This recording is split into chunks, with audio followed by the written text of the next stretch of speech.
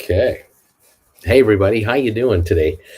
Okay, we got the CPI report here that just came out. This is Tuesday, December the 13th, 2022.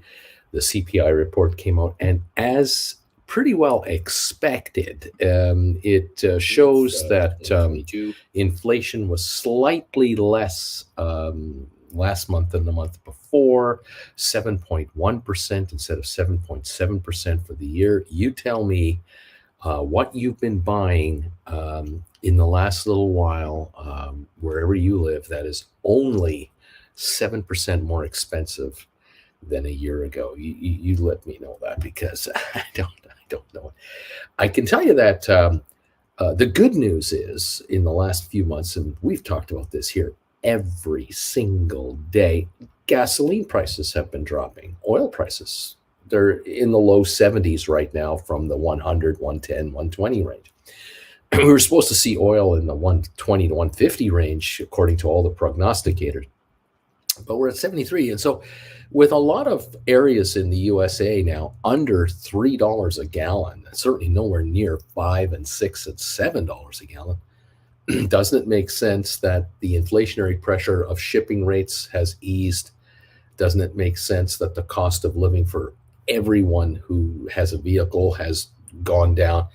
Anyone out west with a pickup truck or anywhere with a pickup truck, you're going to buy 20 gallons of fuel at 5.50 a gallon, $110. You're going to buy 20 gallons of fuel at $3, $60. Hello, yeah. How often do you do that? Every 2 weeks, every week, once a month? Even folks in folks driving hybrids, same thing. You might buy gas once a month, fill up your tank with 12 gallons in your tiny little gas tank. Great. You used to pay $70 at the height of $6 a gallon. Now you're paying 30, maybe 25. Fantastic. Where does that money go? It just goes somewhere else, doesn't it? It doesn't end up in your savings account. It doesn't make you richer. It just goes towards other expenditures that you've got. And those of you with higher mortgage rates, giddy up. And how many mortgages out there are 7% higher this year than last year? Anyone put your hand up? Did your mortgage payment go up from $1,500 a month to $1,600 a month? That's 7%. No, 1,500 to 2,000 a month. Oh, that's 33%. Doesn't that impact the inflation rate? Car payments have gone up. Interest costs have gone up. I don't want to be, Mr. Downer, but I mean, really, who out there is paying 7% more for anything and is laughing about it? Hopefully, cross our fingers, oil will continue to crater along here as the slowdown of the economy begins to take hold, and oil will drop even further. Can it get into the mid 60s? Yes, it can. Can it get in the low 60s? Sure, it could. Will it? Don't know. But gasoline could range that $2.50 to $3 neighborhood as the new normal for a while, rather than the $3.50, $4.50, $5 range we've had last year. Wait till next summer's driving season. There'll be another crisis that'll convince you that, oh, it's okay to pay $6 a gallon for gas. After all, it's the high driving season. Oil companies need the money anyway. We'll see how it goes. Welcome all to the program this morning. Thank you for these thumbs ups you're already throwing our way. If you're watching on the rerun right now, today, hit the thumbs up button right now. Nail it. Thank you, everybody. Appreciate this. We've got an up market, obviously, in response to this CPI data.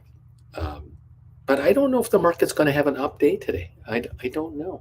This jump this morning might not be enough of a jump to really make the big difference. It's going to be interesting to see how this ultimately comes together. Headlines are amazing depending on who you read. Wall Street Journal, their headline is U.S. inflation eased significantly to 7.1%. Its slowest pace since the end of 2021. Well, yeah, a year ago. Yeah, of course. That's where it started a year ago. Hello. It didn't ease significantly. Inflation is still a menace and is going to be a problem for several more years.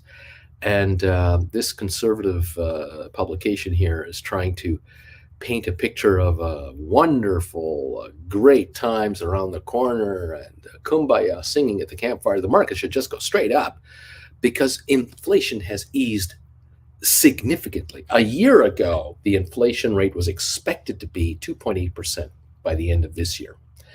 2.8% from all analysts, all experts, all over Washington. If you had the time to listen to their chat, that's what they were telling us. In the interest rates, the Fed fund rate was supposed to be 0.5% at this time of the year. That was a prediction from a year ago. We're only off by what, a million miles? There was no war last year at this time. There's a war now. Hundreds of billions of dollars have gone into the war effort. Gazillions of lives have been affected. Millions of people have been displaced from homes. Ukrainian nationals are all over the world right now as refugees, and the Russians keep accusing them of genocide and everything else. It's truly pathetic, is what it is. And here we are. Trying to make a dollar. The good news for every single one of you who are here, if you're an option writer, things are looking good. The markets are up today. Great. Do you care? You shouldn't. You should actually be happy. You should actually be happy. If the markets are going up today, you should be deliriously happy because your investment values are going higher, but those options you wrote against these stocks are not going up as much as the stocks are, because they're losing value, because they're losing time. They always lose time, and they're always going to lose value against the clock. And the clock is your secret weapon to ultimate success. I really have to hand it to some of you who've been able to really follow through on some of my suggestions where I've said to you guys, I really would rather you write contracts that'll bring you $4, $5, $6 premiums than 80 cents, $1.20 premiums, because you write a contract for $1.30 and you buy it back at 80 cents, you go, yay, I made 50 cents a contract, $50. But when you write a $6.50 contract and buy it at $3, you made $350 a contract, 7 times as much money for the same wager. You're running a call out of the money for a longer time period, letting it collapse, and you're taking in the multi-dollar gains. And this is the ultimate success story. Because if you write enough contracts often enough, you will quit your day job. You will say goodbye to your employer, because you will realize very quickly you can't afford to work for your boss anymore. You can't. It costs you money. Now it's costing money. And this is why entrepreneurs out there and market people, the self-employed, they manage their assets. They're better off managing their own assets as if they're their own company. And that's the point. You're turning yourself into a corporation of sorts that is managing its time, its talent, which is you, and its assets and return on assets. And when you get to the point where the return on assets is greater than what you're ever going to get from a paycheck, you can say goodbye to the paycheck. Many of you quickly figure out how insignificant your job is. It's unbelievable. We've been brainwashed our entire lives in the Western world to get a good education, get into college, and get those SAT scores, and get good grades, so you'll get a good paying job when you grow up. And it's not until you're in about your 30s, late 30s and mid 40s, where it hits you between the eyes that everyone who told you that, they themselves had mediocre type paying jobs, some better than others, and you were never going to get a gig that was going to make you a very wealthy person. You were going to become a solid middle-class American or Canadian or UK resident or European or wherever you live. You were on your way to a solid middle-class life with a solid 1 or 2 week holiday a year opportunity. And you watched your 20s roll by and your 30s roll by and your 40s roll by, and you look at your photo albums. In the old days, we look at photo albums. Now we look at our phones, our history of our photos and videos, and we can tell exactly where we were by looking at the photo, going, oh yeah, I was in Mallorca 4 years ago. That's me and my pal. We were in Disneyland 5 years ago. We were over here because we only had one holiday a year. And we had a holiday for a week, 10 days, 12 days, or we went and spent it in the lake country, cottage country, whatever, and then back to the grind. Those of you who write options full time now have quickly figured something out. Some of you have really figured this out. It's hit you between the eyes like you never thought that it would happen. You can take a trip anytime you want, anywhere you want to go. Take your account with you right here. Trade options right here, anywhere you have internet in the planet. And your phone has got photos of your vacation and getaway. And some of you have realized that in the last year, you've taken 4 vacations, 2, 3, 4, 5. You never used to do that. You used to take 1 a year. And even then, that was like a big deal to save up for it and everything else. And it was hurry up and let's go and enjoy ourselves in the 10 days we have until we get back to the grind again. Many of you have just completely thrown the schedule out the window and just gone, well, why don't we go to Vegas next week? Why don't we go to Hawaii for 2 weeks? Why don't we let's go to Europe and let's go ski somewhere in Europe somewhere. Europeans are traveling, North Americans are traveling, option writers are traveling and doing business wherever they happen to go. It doesn't matter. There's no cubicle keeping you chained to that desk anymore. And there is no schedule that's 9 to 5 from an employer. The only schedule you have is the market hours. Your schedule is now market hours. And that's not a bad schedule to keep because market hours are pretty tame. I mean, you think about it, the Dow opens up at 9:30 in the morning and closes at 4:30 in the afternoon, something like that. 4 o'clock in the afternoon. That's not bad. Those are good hours, right? And you get Monday holidays when they have long weekends and stuff. And you can go on holiday even though the market is open. You don't have to wait for the market to have a holiday for you to have a holiday. No, you take the market with you wherever you're going. So enjoy a 2-week all-inclusive in Mexico and Punta Cana or wherever you're going and get that deal. I mean, you're not going to be like frivolous, big spending type people throwing money around stupidly. No, you're going to be value shoppers. Yeah, you're going to grab a 1 week, 2 week all-inclusive in Mexico for a really good deal. Yeah, but you're going to take that vacation. You're going to go down there. You're going to do it. You'll take a cruise. You'll go for a ride. You'll rent an RV. You'll buy an RV. You'll do a trip for 6 months, whatever. Welcome to Freedom 101 here. What can I say? Look, the markets, they go up, they go down. Let them do whatever they want. Right now, GameStop's up 20 cents. Is that even accurate? I don't even know. Looks like it's at 23.69. There it is. 23.51, up 84 cents. There we go. My big SI pad is a bit behind here. Fantastic. That's great. The market is 23.51. So, wants to go to 24 today? Okay. There are many of you who are very accommodating. You're going to be very generous. You're going to acquire calls back that are expiring this Friday or next month. You're going to write new calls instead that reflect the current price of the stock. Wants to go up $5 a share this week? Okay, go to 28. That's all right. I'm $5 richer on my deep in the money calls in my stock, and I'll roll my contracts forward to the higher levels. That's okay. You want to go down $3-4 the week after that? Well, great. I'll go with you. It's no big deal. I'm here to work with you.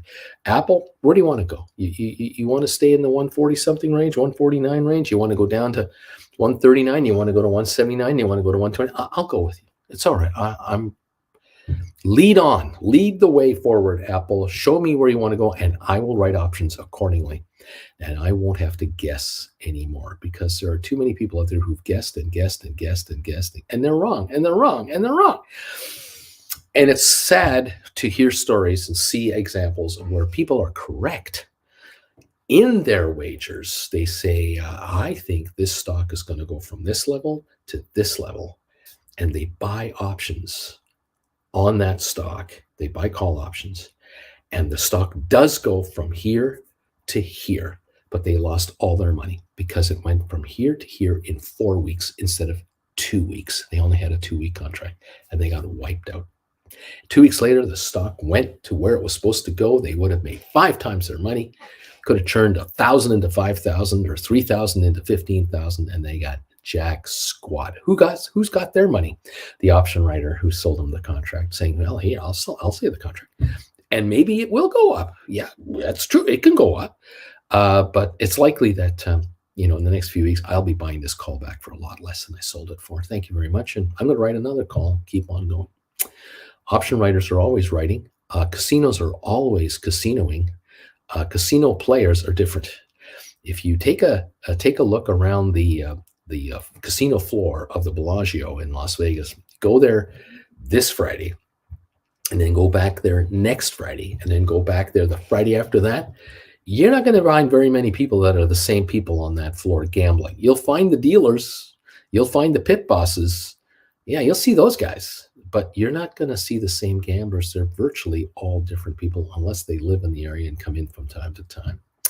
Tourists come and go into casinos, lose a bunch of dough, go home, make a bunch of money, and come back a year later for their 1-week holiday to blow another couple of $1,000 on the casino floor. You are at the casino, as the casino, offering gamblers all kinds of opportunities to play with their money and give it to you. You're that kind of wonderful person. The Dow's up 647 on the pre-market. S&P's up 92. The Nasdaq's up 355. It's as if the entire world has been repaired in one fell swoop. There are no problems anymore to deal with. Everything is fine. Inflation is only 7.1%. When you go grocery shopping this afternoon or tomorrow or this weekend, you'll note that the prices that you thought you were going to have to pay were much, much lower now because everything's okay. Or is it? And what about the half-point interest rate rise that's coming tomorrow? Is the market going to go up 600 because of that?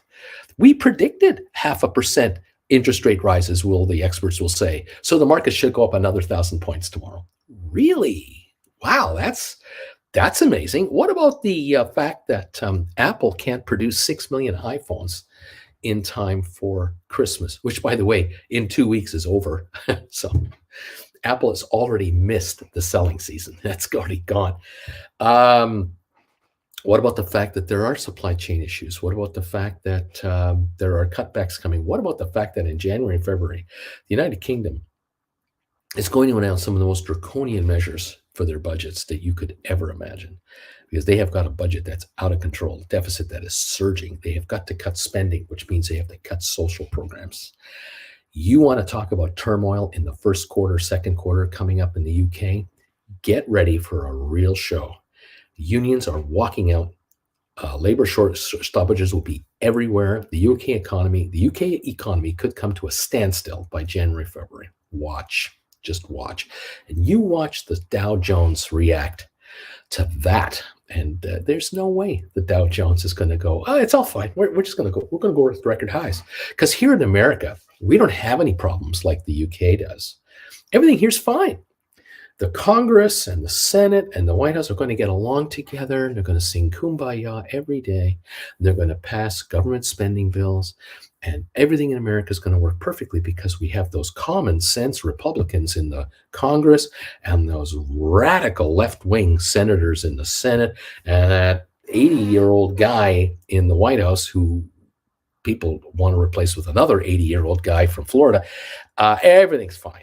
There's not going to be a problem here. This market is poised to return back to record highs because Apple next year is going to make way more money than last year. Exactly how are they doing that again? Can you tell me how many iPhones are they not going to sell in the UK this year? How many computers are not going to be sold in the rest of the world because of an economic slowdown? Remind me of that. I'm a little confused about how this is working. Option writers, just go with the flow. Don't fight it. Just say, okay, you want to go higher? Great, go. It's okay. The best case scenario for an option writer is markets just go up all the time.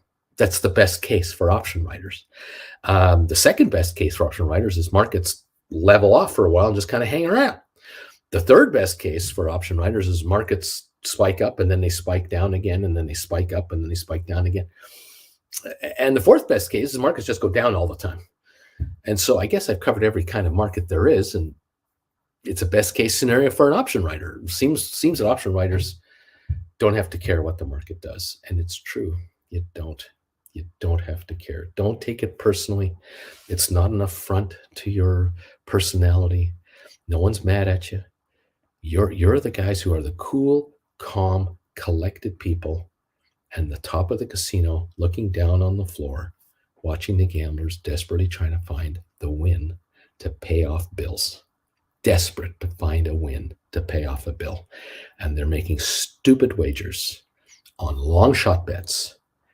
And occasionally you'll hear a scream of delight, and you'll have 500 people look over to see where that scream is coming from.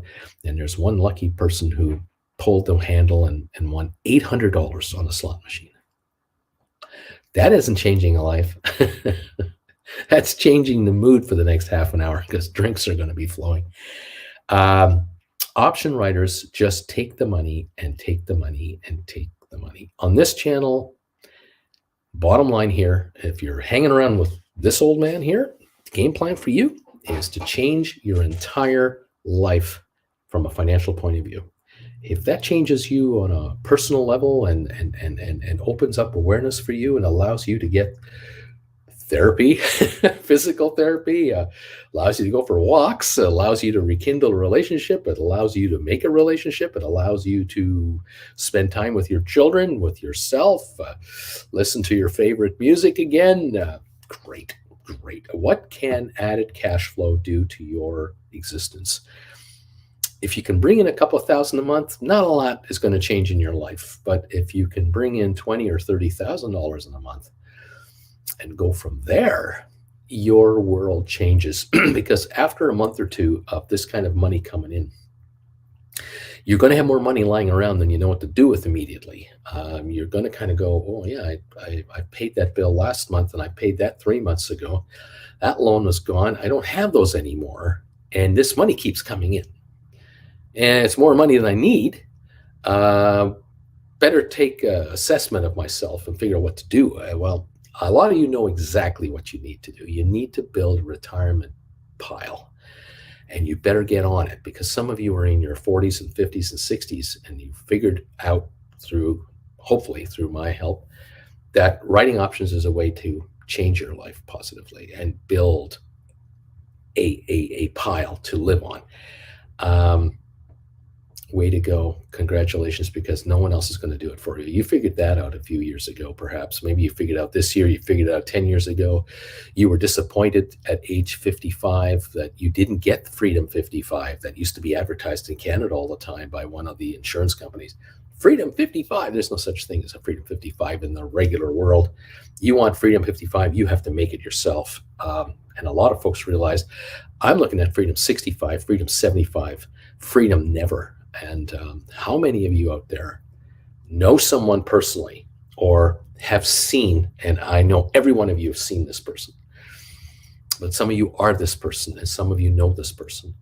The person I want to describe to you is the supposed to be retired person, okay, supposed to be, that are working, doing a job that they're way overqualified for. Millions of times over, but because of their age and how old they look, they're relegated to certain jobs in certain places. Now, some of which are out of the public eye, and some of which are in the public eye. And how many of you know someone like a Walmart greeter, a fast food worker, a cashier at a grocery store, that shouldn't be there? They shouldn't be working. They should be retired. These people are 65, 70, 75. Now, some of them will say, "No, I want this job. I love this job. I'm out of that senior center, or I'm living with my daughter, my son-in-law, my daughter-in-law, and this gets me out of that house for 4 hours a day. I have independence. I have cash flow." Great. But what are you doing making 14, 15 bucks an hour? Because they're way overqualified for that. It's still okay to have a gig like that if that's what you want. If you want to be someone making 15 bucks an hour, there's some pocket money and, it's okay. Great. But in this inflationary world in which we live, a lot of people out there can't live the life they wanted to live as retirees. They never thought they'd end up in the basement of their kid's house, because it's reversed now. The kids used to live in the basement of mom and dad's house when they came back from college, or they went out and tried to get a career going, couldn't get it going, came back to mom and dad, lived in the basement to kind of set things up and get out again. Now it's the reverse. The kids are 40s, 30s and 40s and 50s, and mom and dad are living downstairs or living in the wing over here. And mom and dad don't want to be there. They never wanted that. Never wanted that, but they've got it because their plan didn't work out. Their retirement thing didn't happen. Something came up. And, you know, those 3 o'clock in the morning phone calls we talk about from time to time, everybody gets them. And so for you folks who are here, who have found this channel, and because of this channel, miraculously, some of you, a good number of you who are here all the time, have found a solution to income problems because you've become option writers. I am just over the moon about it. So happy for you. And I pledge to help you as much as I can to keep it going forward, keep getting you further down the road to grow your revenues and grow your income from this source that is massive. It is trillions of dollars out there. Trillions of dollars a week in contracts expire. There's no trouble making money for you guys. $30,000 a month for 200 or 300 of you guys. Chump change in the option market. Chump change. You're not affecting it at all. I'm excited about this. You don't have to have massive amounts of money to get into this game. You don't have to have massive amounts of years of experience to get into this game. You need some attention. You need some dedication, of course. And the funny thing is, when you make money writing options, you get more interested in options. It's a funny thing. When you start writing off options and make a few dollars on them, you realize, hey, I like this. I just sold this contract for $400. And then like 2 weeks later, I bought it back for $200. This is okay. I made $200 in 2 weeks. And I didn't have to quit my day job. And I didn't have to pay $20,000 to get into some fancy course to do all this stuff. I'm just watching this guy on this channel. I took a couple of his classes and hanging around with the gang over here that are commenting all the time. I'm becoming a member of this channel. I'm going to watch all of his classes because I want to do triple this, quadruple this. I want to make 10 times this. And that's what's happening here again and again and again and again. No matter what the naysayers claim or say, there are folks here who know, yeah, I am making money here. And I can't believe the amount of capital I'm making doing this. This is phenomenal. Where was this guy 20 years ago? Why wasn't he in my life? Why couldn't I find an Uncle Bruce in my hometown, in my city, in my area 15 years ago when I was 30, 35? Where were these guys? What's up? Why do I need a guy on YouTube who's, virtually bald, has white hair with what's left, this huge bald spot up here, it's really sad, wearing a sweatshirt that has Rugman on it, says yoink? Why am I following a guy like this? And I try to tell my friends, yeah, I'm making money watching this guy, Uncle Bruce. And they go, yeah, I watched one of his shows for like 15 minutes. The guy just talks all the time. Well, yeah, of course he talks all the time. There's no one else to talk. I'm the only one. But you didn't listen to him, did you? No, you didn't. No. Maybe I was on one of my rants. It's okay because, I go on rants. But folks are saying, yeah, I watched this guy on YouTube and he talks about option writing and he drinks coffee out of a gigantic tumbler. Look at the size of this thing. It's bigger than my head. It's not quite as tall though as my my big ass iPad, but he drinks coffee out of this thing. And he talks about the markets all the time, and he says, "Don't worry about them." What other YouTuber does that? Every YouTuber panics about the stock market. They panic on up days. They panic on down days. They panic when it's time for a quarterly release. they go crazy. This guy just goes, yeah, go with the flow. It's all right. Don't worry about it. Market wants to go up, let it go up. Wants to go down, let it go down. You're going to make money anyway. You're going to make money anyway. And how many people on this channel have said, I can't believe how much money I make when the markets go down. I love it when the markets go down. Everyone's panicking and I'm getting rich.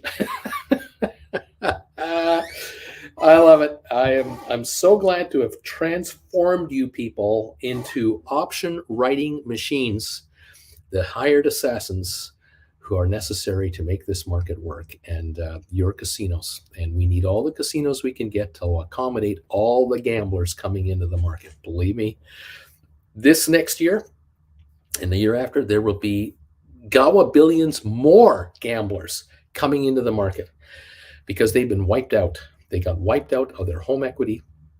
They got wiped out because they got laid off or let go of their jobs. They got wiped out because there was an illness in the family or something bad happened, and it's unfortunate.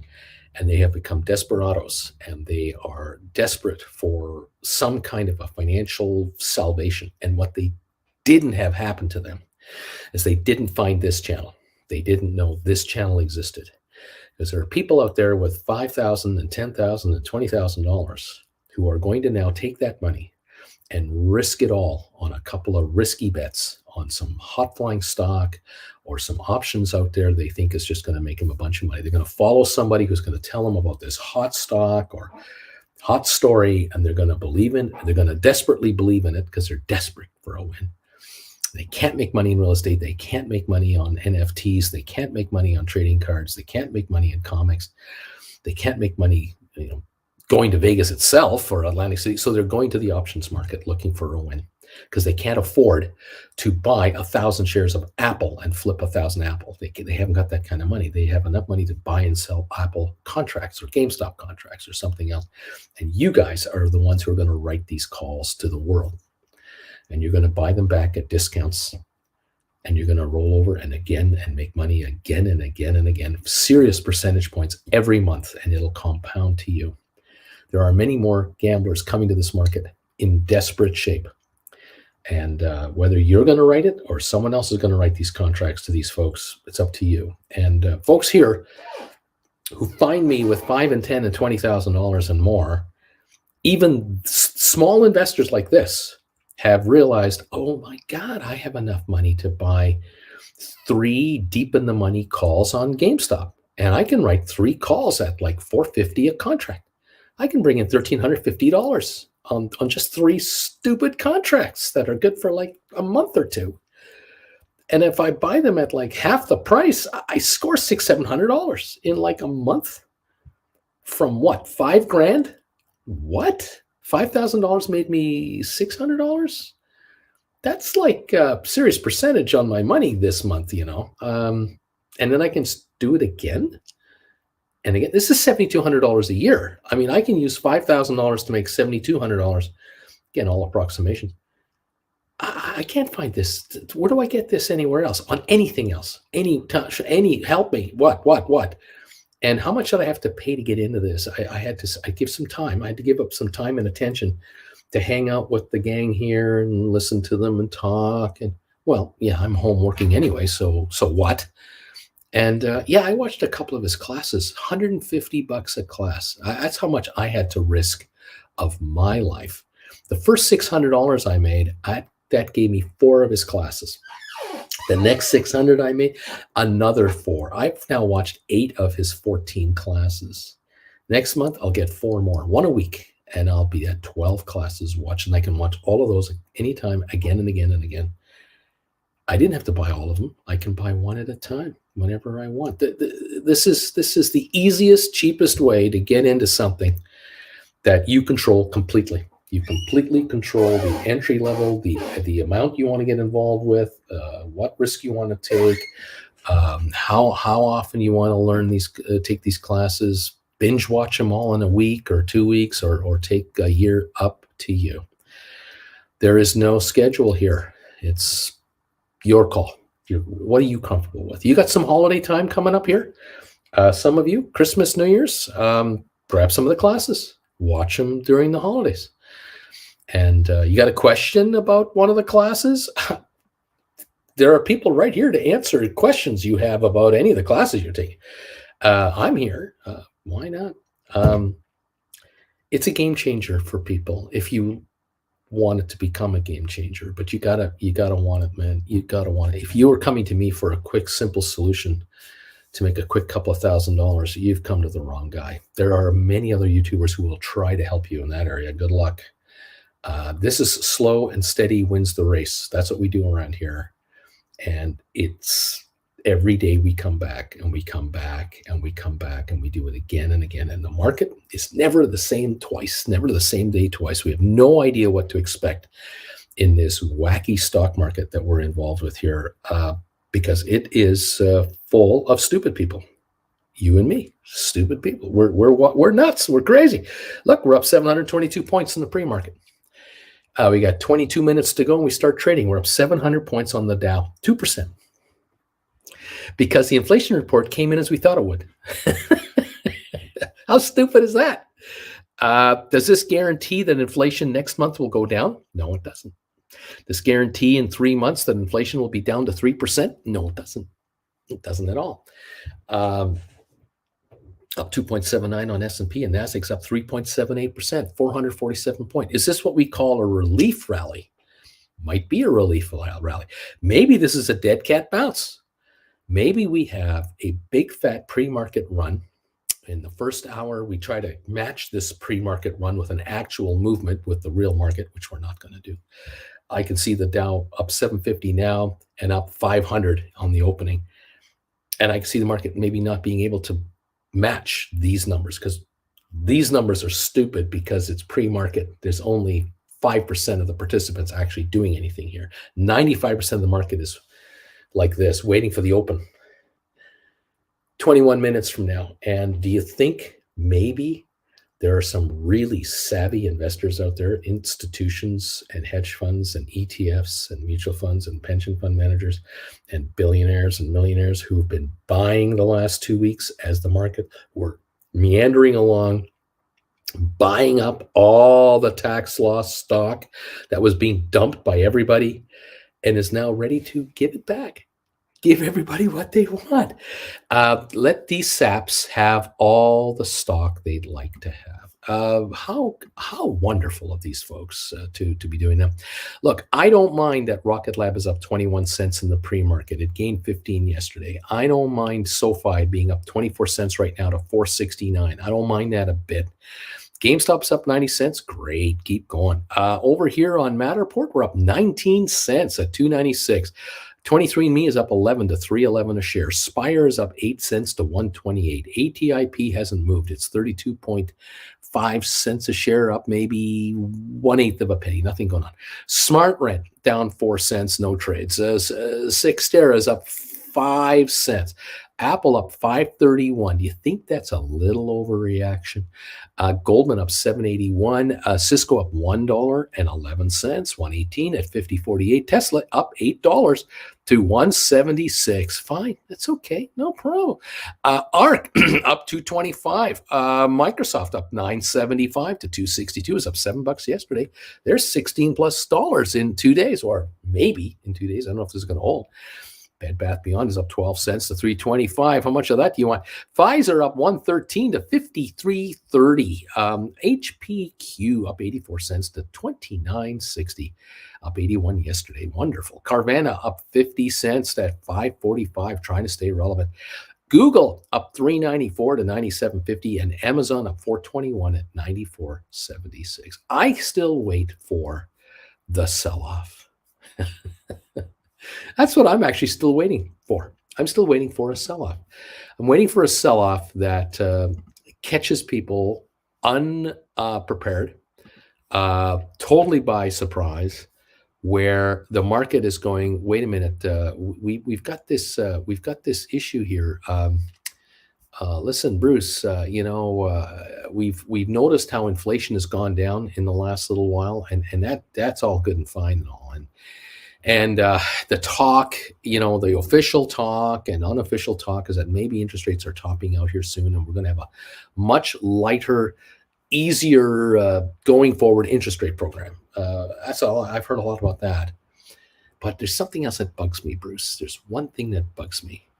Why is it that some of these investment funds, like commercial real estate type funds, these are private funds, big, $10 billion, $15 billion funds, where the big money is, why are they limiting their withdrawals from their funds to their investors?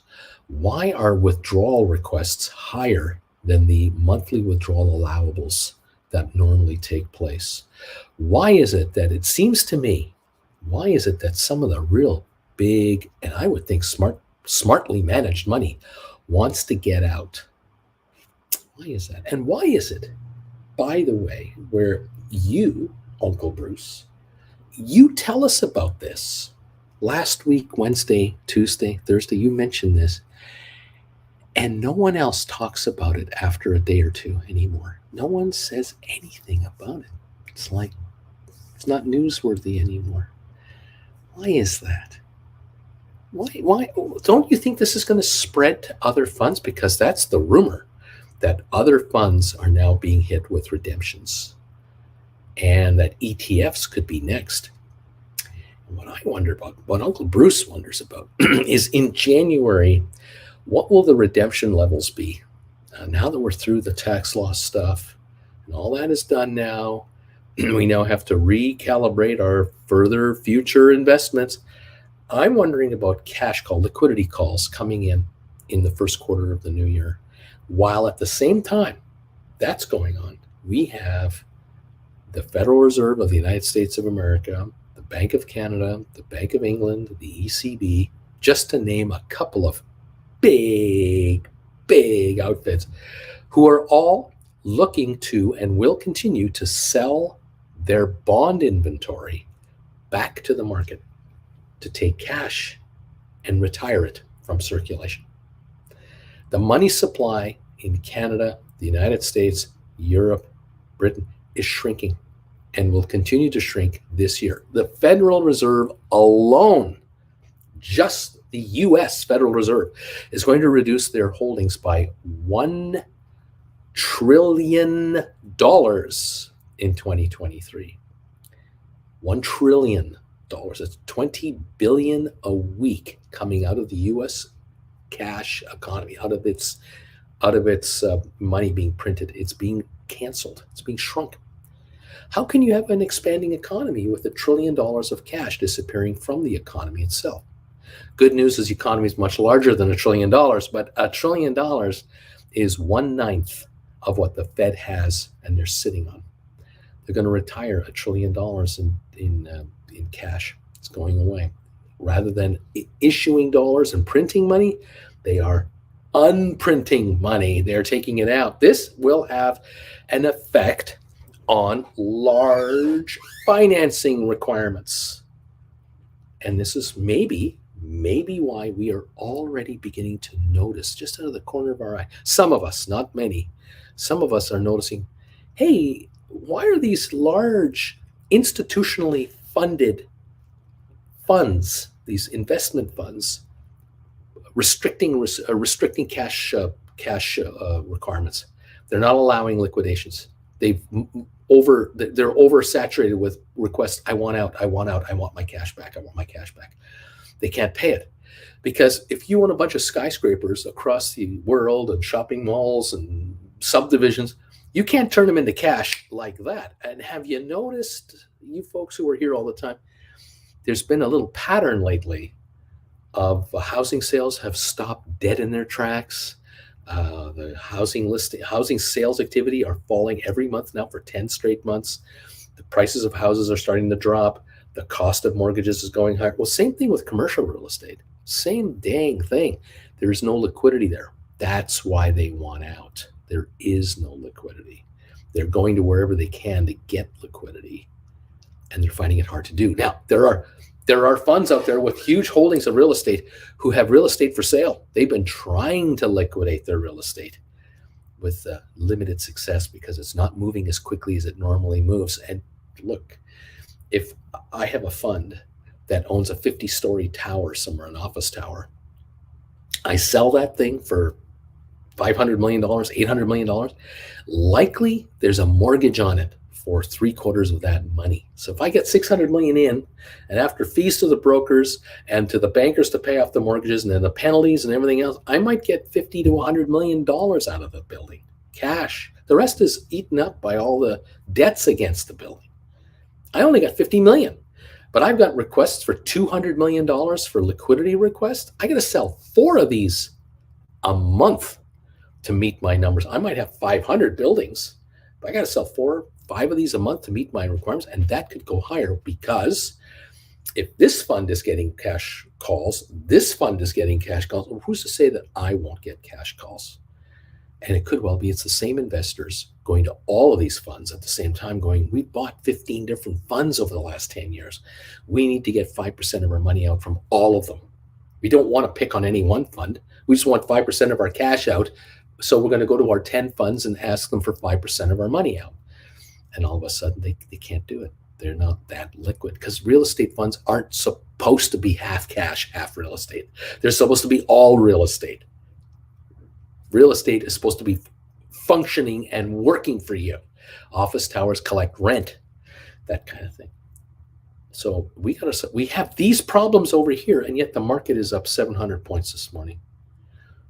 What's wrong with this picture? What is it that we're not quite getting here? And if prices are up 7.1%, why are we celebrating this as a win?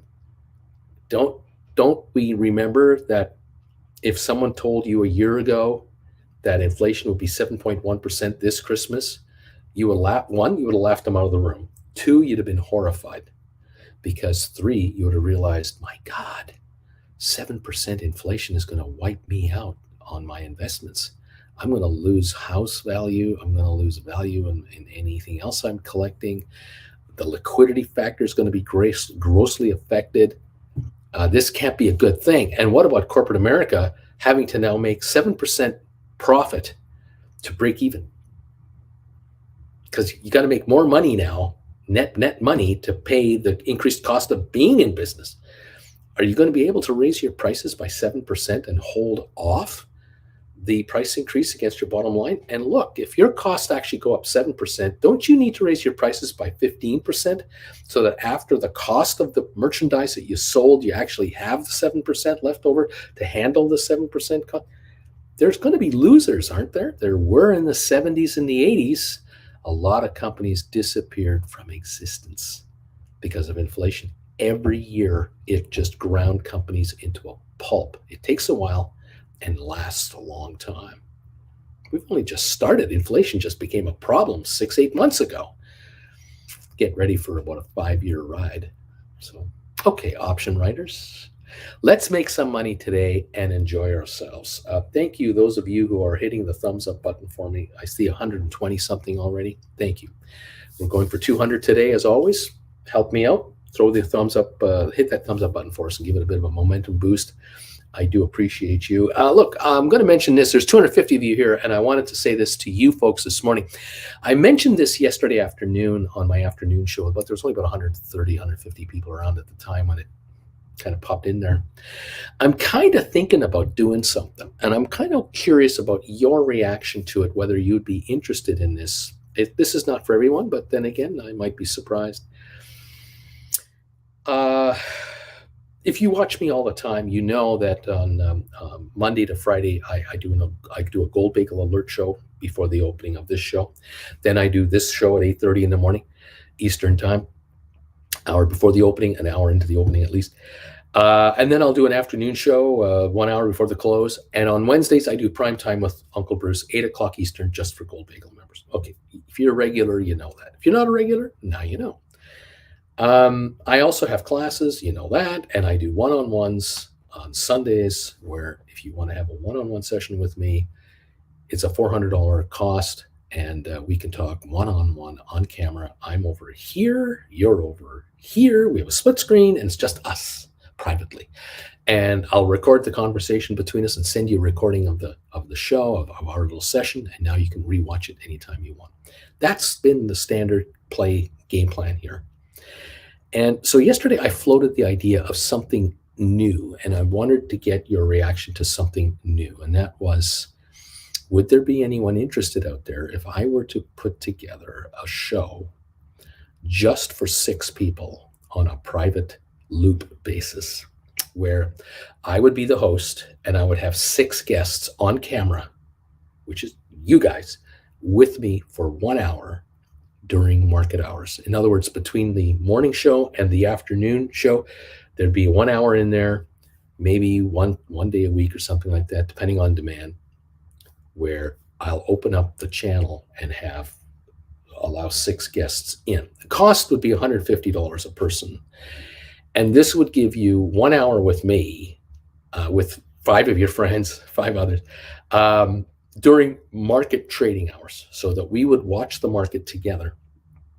And if any of you have any thoughts on an option trade, a trade you've done already, are thinking of doing, did a month ago, you wanted to kind of recap it, the market itself, what's happening this second, what you should do in the next week or 2 or 3. The topic's wide open. I'm not coming in with an agenda. It's not a class.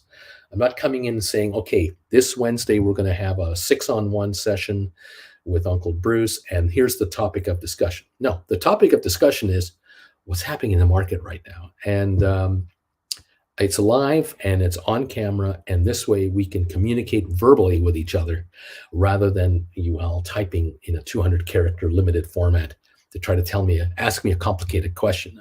Here you can just throw it at me right away. For you, you have to ask yourself, is it worth $150 to spend an hour with him and the other 5? Can I get enough info in an hour that will make it worth my while?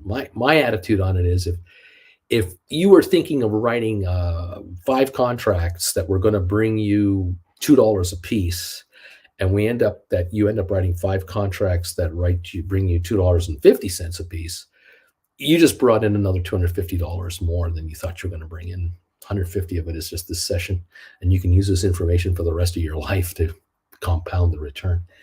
I don't think any of you will not get your value out of it. For me, it's a way to spend quality time with option writers during the market, where we can really talk about what's happening here. You can alert me to something that I might not be noticing, or can we connect back and forth here?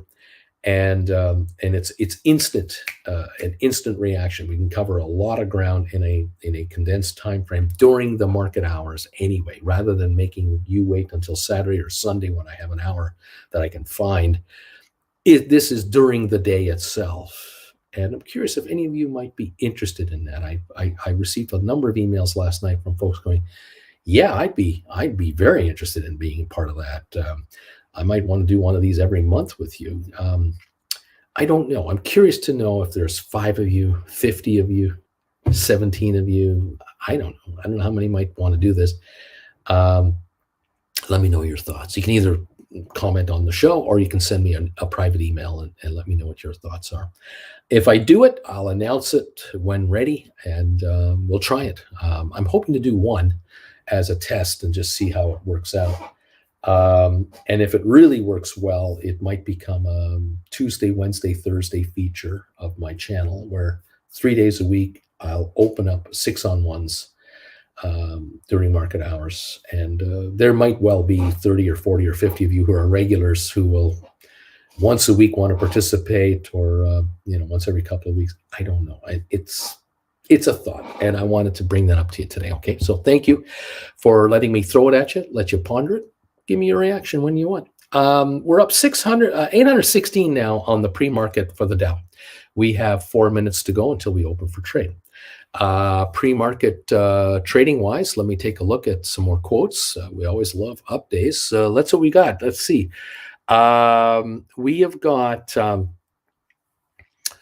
all right, here we go. We got Rocket Lab up 18. We have SoFi right now up 26 cents to 471. GameStop is trying to hang around 23.65 or so, up 97 cents. We've got Matterport up 22.9 cents at just under $3. 23andMe is up 12 cents, 312. Spire Global holding an 8-cent gain is at 128. We've got ATIP at 34 cents a share, 34.1, up 1.7 cents. SmartRent is up 15 cents to 271. We've got Cyxtera up about a nickel at 189. Over on Apple, a 473 gain. Goldman is up $9. Cisco up $1.50 today, almost 3%. Tesla's up 759 to 175.42. This is good, but it's not great. That stock lost 11.20 yesterday. It's only coming back 750. This is a sign of weakness on the Tesla stock right now. That's why I'm looking for it to go lower. ARC Innovations up 236, 7% this morning. Microsoft up 978, almost 4%. Bed Bath Beyond is up 11 pennies. Pfizer's up $1.08 to 153, 2.3%. Very good run on Pfizer lately. HPQ 29.60 up 84 cents. Carvana up 65 cents to 5.60.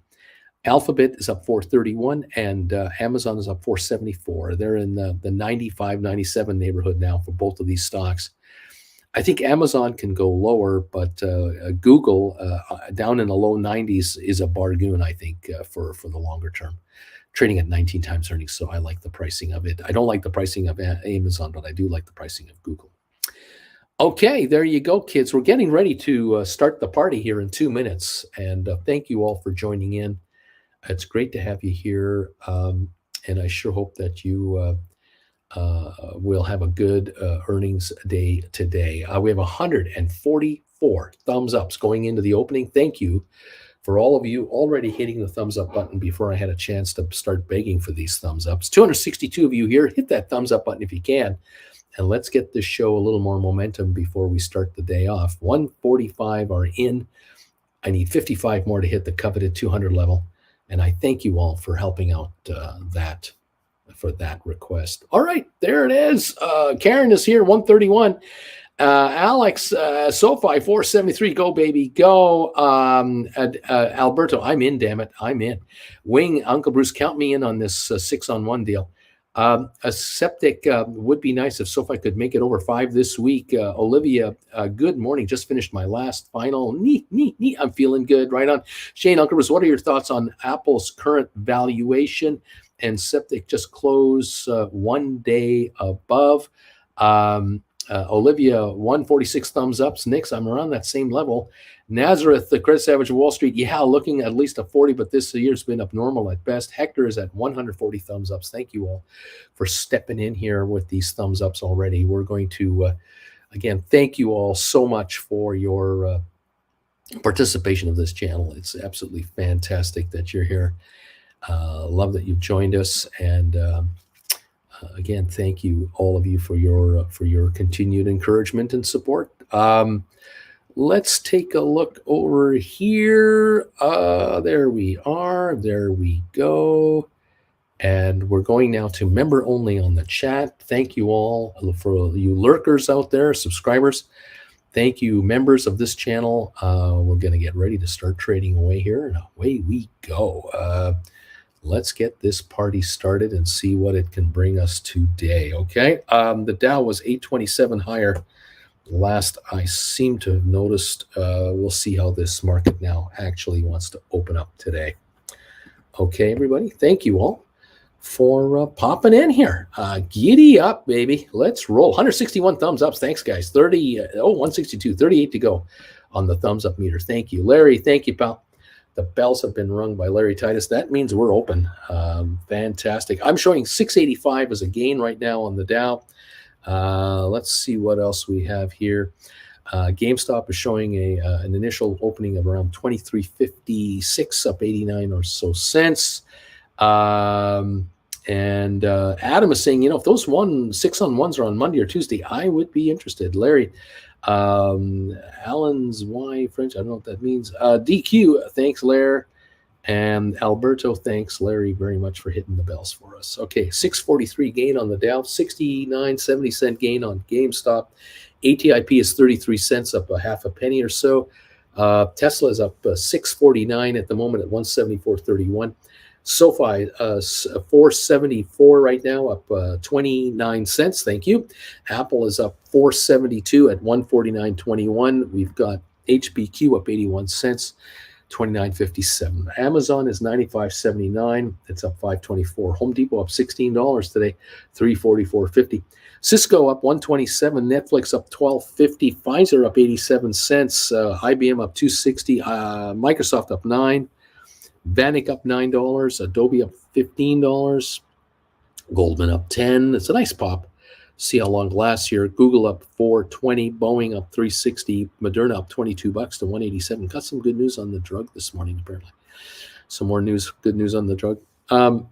Meta up $6, ME up 6 cents, Rocket Lab up 20 cents to 434. Matterport up 20 cents, SmartRent up 13. Spire's up 4, Cyxtera's up about 8 cents right now. Royal Caribbean up 260 some on, 265, 59.65. Bed Bath Beyond up 9, Carvana up 56, Robinhood up 49, BlackBerry up 20, Target up 260, JP Morgan up 240, Costco up 790, Walmart up $1.80, Disney up 144, only at $96. Nvidia's up $10 to 185, American up 46 cents to 14.66 a share. So got back over 14 and hanging around. 618-point gain on the Dow at the moment. And we're up 71 cents on GameStop at 23. Not even that. It looks like 23.22 maybe. Well, hang on a minute. We're up 55 cents on GameStop at the moment. Okay, up on what, 55. All righty. Nice little pop to start the day. But we'll just see what if it lasts. Is this market going to have staying power, or is this an opportunity to take profits and people run with their money? We'll find out. We're up 581 on the Dow, 96 on S&P, 375 on NASDAQ, oil up $1.50 a barrel at the moment. Thank you all for joining me this morning. Great to have you here. It means let's go in French, says Larry Titus. Alon Yi, I think that's what that means. Alberto, Sammy, yo, better be rolling double down on the calls. Larry, if I forget, there's more French on this side of Canada than the West. That's true. Brian, the credit was, Brian is asking, was it you yesterday talking about the options for January 2023? It is wild. Uncle Bruce, check it out if you haven't. Almost to 200,000 put contracts on GameStop for 50 cents. Apparently, there's some unusual option activity on GameStop, and I read this one analytical thing that said the options activity would seem to indicate that the price range for GameStop is $17.50 to $35 a share. Just go. It's always $17.50 to $35 a share. I mean, what are you talking about? I mean, this is a bunk. It's so stupid. Again, people think that they can predict the future of a stock based on call option trades specifically. And then they give you this, $17.50 to $35 is the range. Okay, well, thanks. Thank you, Mr. Specific, for helping us out. I mean, really? But Brian, look, yeah, 200,000 contracts. Yeah, there are institutions that do large trades. One side or the other. They want to buy or they want to sell. Yeah, that can happen. I don't know who's on each side of the trade. I don't know if one side is a market maker for the exchange and the other is an institution, or it's two institutions, or I have no idea. But yeah, it's the more activity in the stock, the better. With more liquidity, the better. That would be fine for us. Give me more action on GameStop. The trading volume this morning is 396,000. So that's 100,000 pre-market in the first 5 minutes. That is a dead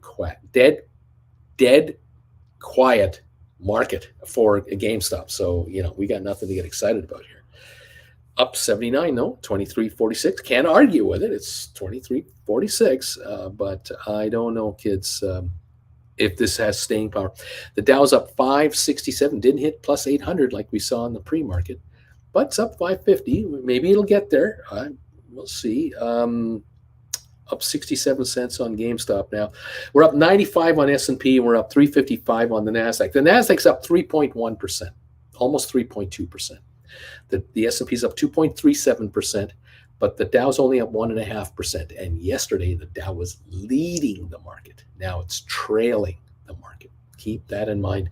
You would think that lower inflation data would be good for the Dow, because the Dow is made up of dividend-paying type stocks. But it's not leading the market higher. It's being trailed along. It's being dragged on. It's only half the S&P. Half NASDAQ. If the Dow was equaling NASDAQ, we'd be up over 1,000 points. But it's not. So will the NASDAQ come down to the Dow? Or will the Dow come up? Or will they meet in the middle? Or will they all slump? We'll see if we have a dead cat opening today of a pretty good size.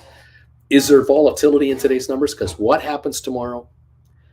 The Fed releases their latest interest rate number. And should the market go up because it's half a point, if that's what they're going to announce, don't they sell on the news? That's the expression, right?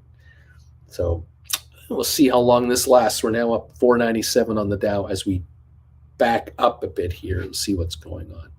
Okay. Fun times at the OK Corral. 23.30 now on GameStop. 23.33 on GameStop. The low of the day, 23.20. The high, 23.79. We've only had a 40-cent range today. We've been up all morning, but we're up only 66 cents on GameStop. We are not getting a $2, $4 run here. It's just kind of going with the flow, okay? Keep an eye on that. Thank you all. Let's see. Nazareth, it's a dead quack bounce, Bruce. That's what you're trying to say, dead quack bounce. Olivia, quack. It's quack. Flint, wouldn't it be dreamy if ATP went up? Oh, I don't know. Just say $1 from here. Dean Worry, Uncle Bruce, I have 3 sets of 5 contracts that are poor man cover calls. All of them are now, after the opening, just at or now in the money. How long to wait or roll over? I would wait for a decent higher move. At the moment, nothing to worry about here. Nothing to do. A dead quack. Uncle Bruce coined a new term. Mr. Premium of the option, Rugman started early. Is starting early. There you go. Giddy up. 501 gain for the Dow. 55-cent gain on GameStop. We're near the low of the day now. 23.22. The low of 23.20. So GameStop is actually towards its low of the early session. ATIP is 32.2 cents a pop right now. Tesla 171.78 up 396. We're not getting that big pop we had like everybody else. SoFi up 18.5 to 463. Apple is up 449 to 148.98. We got HPQ at 29.33 up 57 cents. Amazon is at 94.96 up 441. Home Depot up 14.42. Cisco holding 115 gain at $50.45. Netflix 328.50 up 13. Pfizer at 53.56 up $1.40. We've got IBM at 152.64 up 3.43. Microsoft up 9.43 at 261.94. Vanik is up $8. Adobe up 14.63. Goldman up 9.29. Google up 4.36. It's a good run. Boeing only up $2 with that huge order that came in from United Airlines today for a bunch of 787. Maybe that was anticipated going in. I don't know. Moderna up $27 to 192.41. Good news for DQ. His stock is up, but so is his option. He's going to have to look at another rollover. But maybe there's a way to do a rollover way out there at a much higher premium for a stupid premium.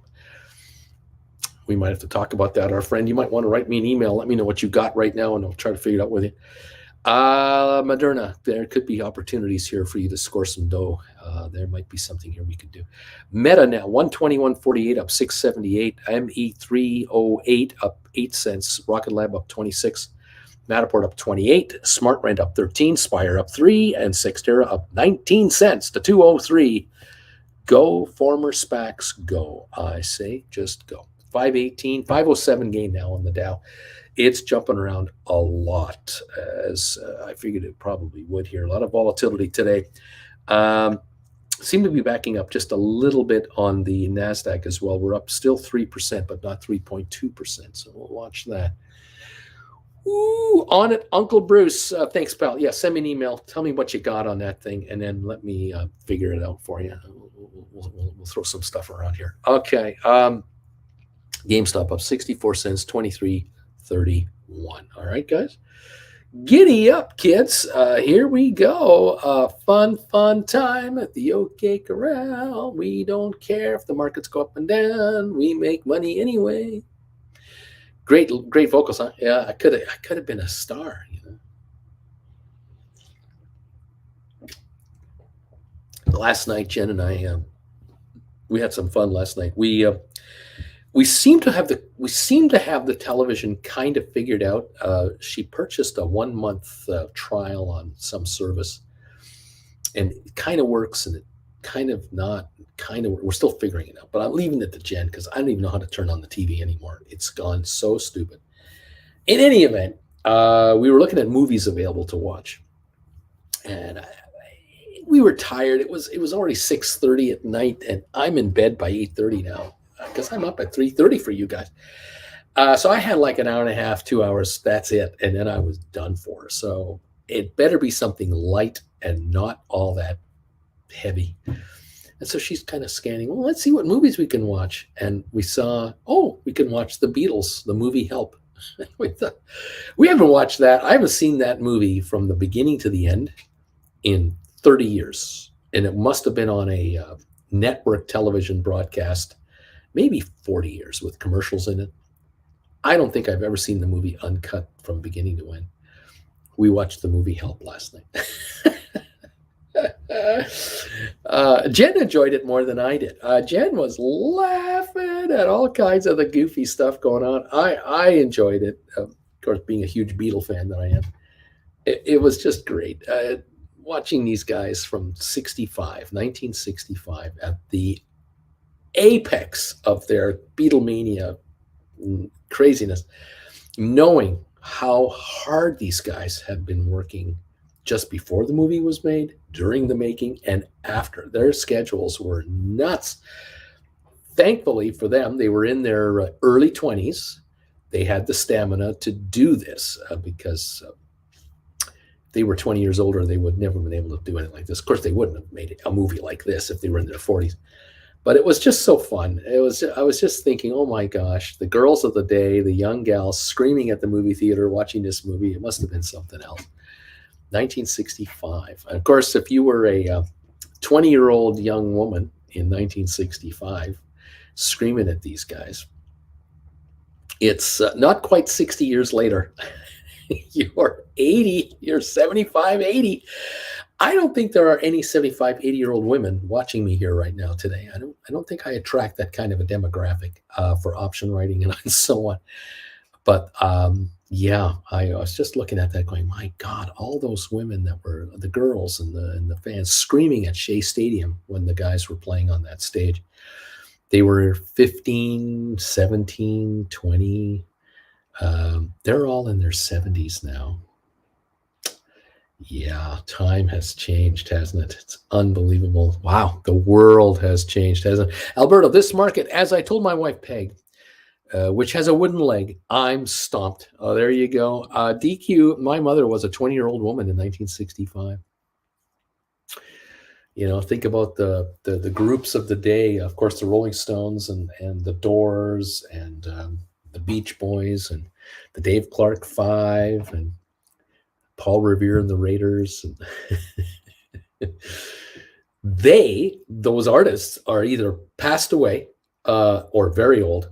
And look at Paul McCartney. Unbelievable in his 80s, still performing. Ringo was performing until he caught COVID. He wants to go back out again, and he's 82 now. Unbelievable. I commend them. I commend them. They want to do it. They love doing it. God bless them for it. And we're the lucky ones. They want to still do it.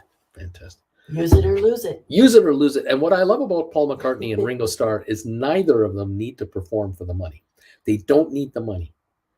They're doing it for the love of the craft. Well, How fortunate are we as fans that they want to keep putting themselves out on a stage, traveling from hotel to hotel to do these shows because they love doing it. Yeah. We are the lucky ones. This is a gift. Limited time offer for sure. How are you, Jen? There's frosty tips on the golf course. It's not frost. It can't be frost. Yikes! Because it's not that cold. Oh no! But it's a little. It's a nippy out there. It's like shimmery white. Oh, it's 39 degrees Fahrenheit this morning out there. I remember this. So the sun's going to come out, but of course there's the shadows where the tree is. So we'll have white streaks across the golf course. The little frost on the top. Where the frost That's still is. True. It's not killer frost. It's not frost. It's not even like frost. No. It's like. It's like a dew point thing. Dewy frost. We're going up to 62 today, pure sunshine. So that'll burn off all the moisture. They'll be out there. Golfers out there. Tomorrow, 64. Thursday, 65. Friday, 66. How we got hit? No, I didn't mention it. We got hit by a golf ball. Yeah. When we first got here, we went out and we looked at the golf course, and the tee off is like right in front of our patio. There's a tee box actually just a little ahead of us. Yeah. Going that direction. We thought we're not going to get by golf ball. Get hit. Yeah, we did. But we looked at our kitchen window, and there was a ball mark that had been done years ago because there was a fracture of the glass, like a crack. Well, it's got that heavy vinyl over the glass to protect. But the crack is so old that there's dirt in the crack. Yeah. From the dust in the air over years and years of accumulation. So this has been here for a long time. The window's completely fine, but on the outside there's this fracture. This little round thing. But the other day, Jen is in the living room, and all of a sudden she hears, boom! And then, crack. A ball rattling around on the patio in front of our window. And the guy looks in and sees me. And the golfer comes up and sees Jen, and he's sheepish. He waves. He picks up his golf ball under the dining table out there. I'm laughing. Back. His three buddies are on the howling ground. They're howling. Like, oh, how did you do There's that? money changing hands, I'm sure, between all three of those guys.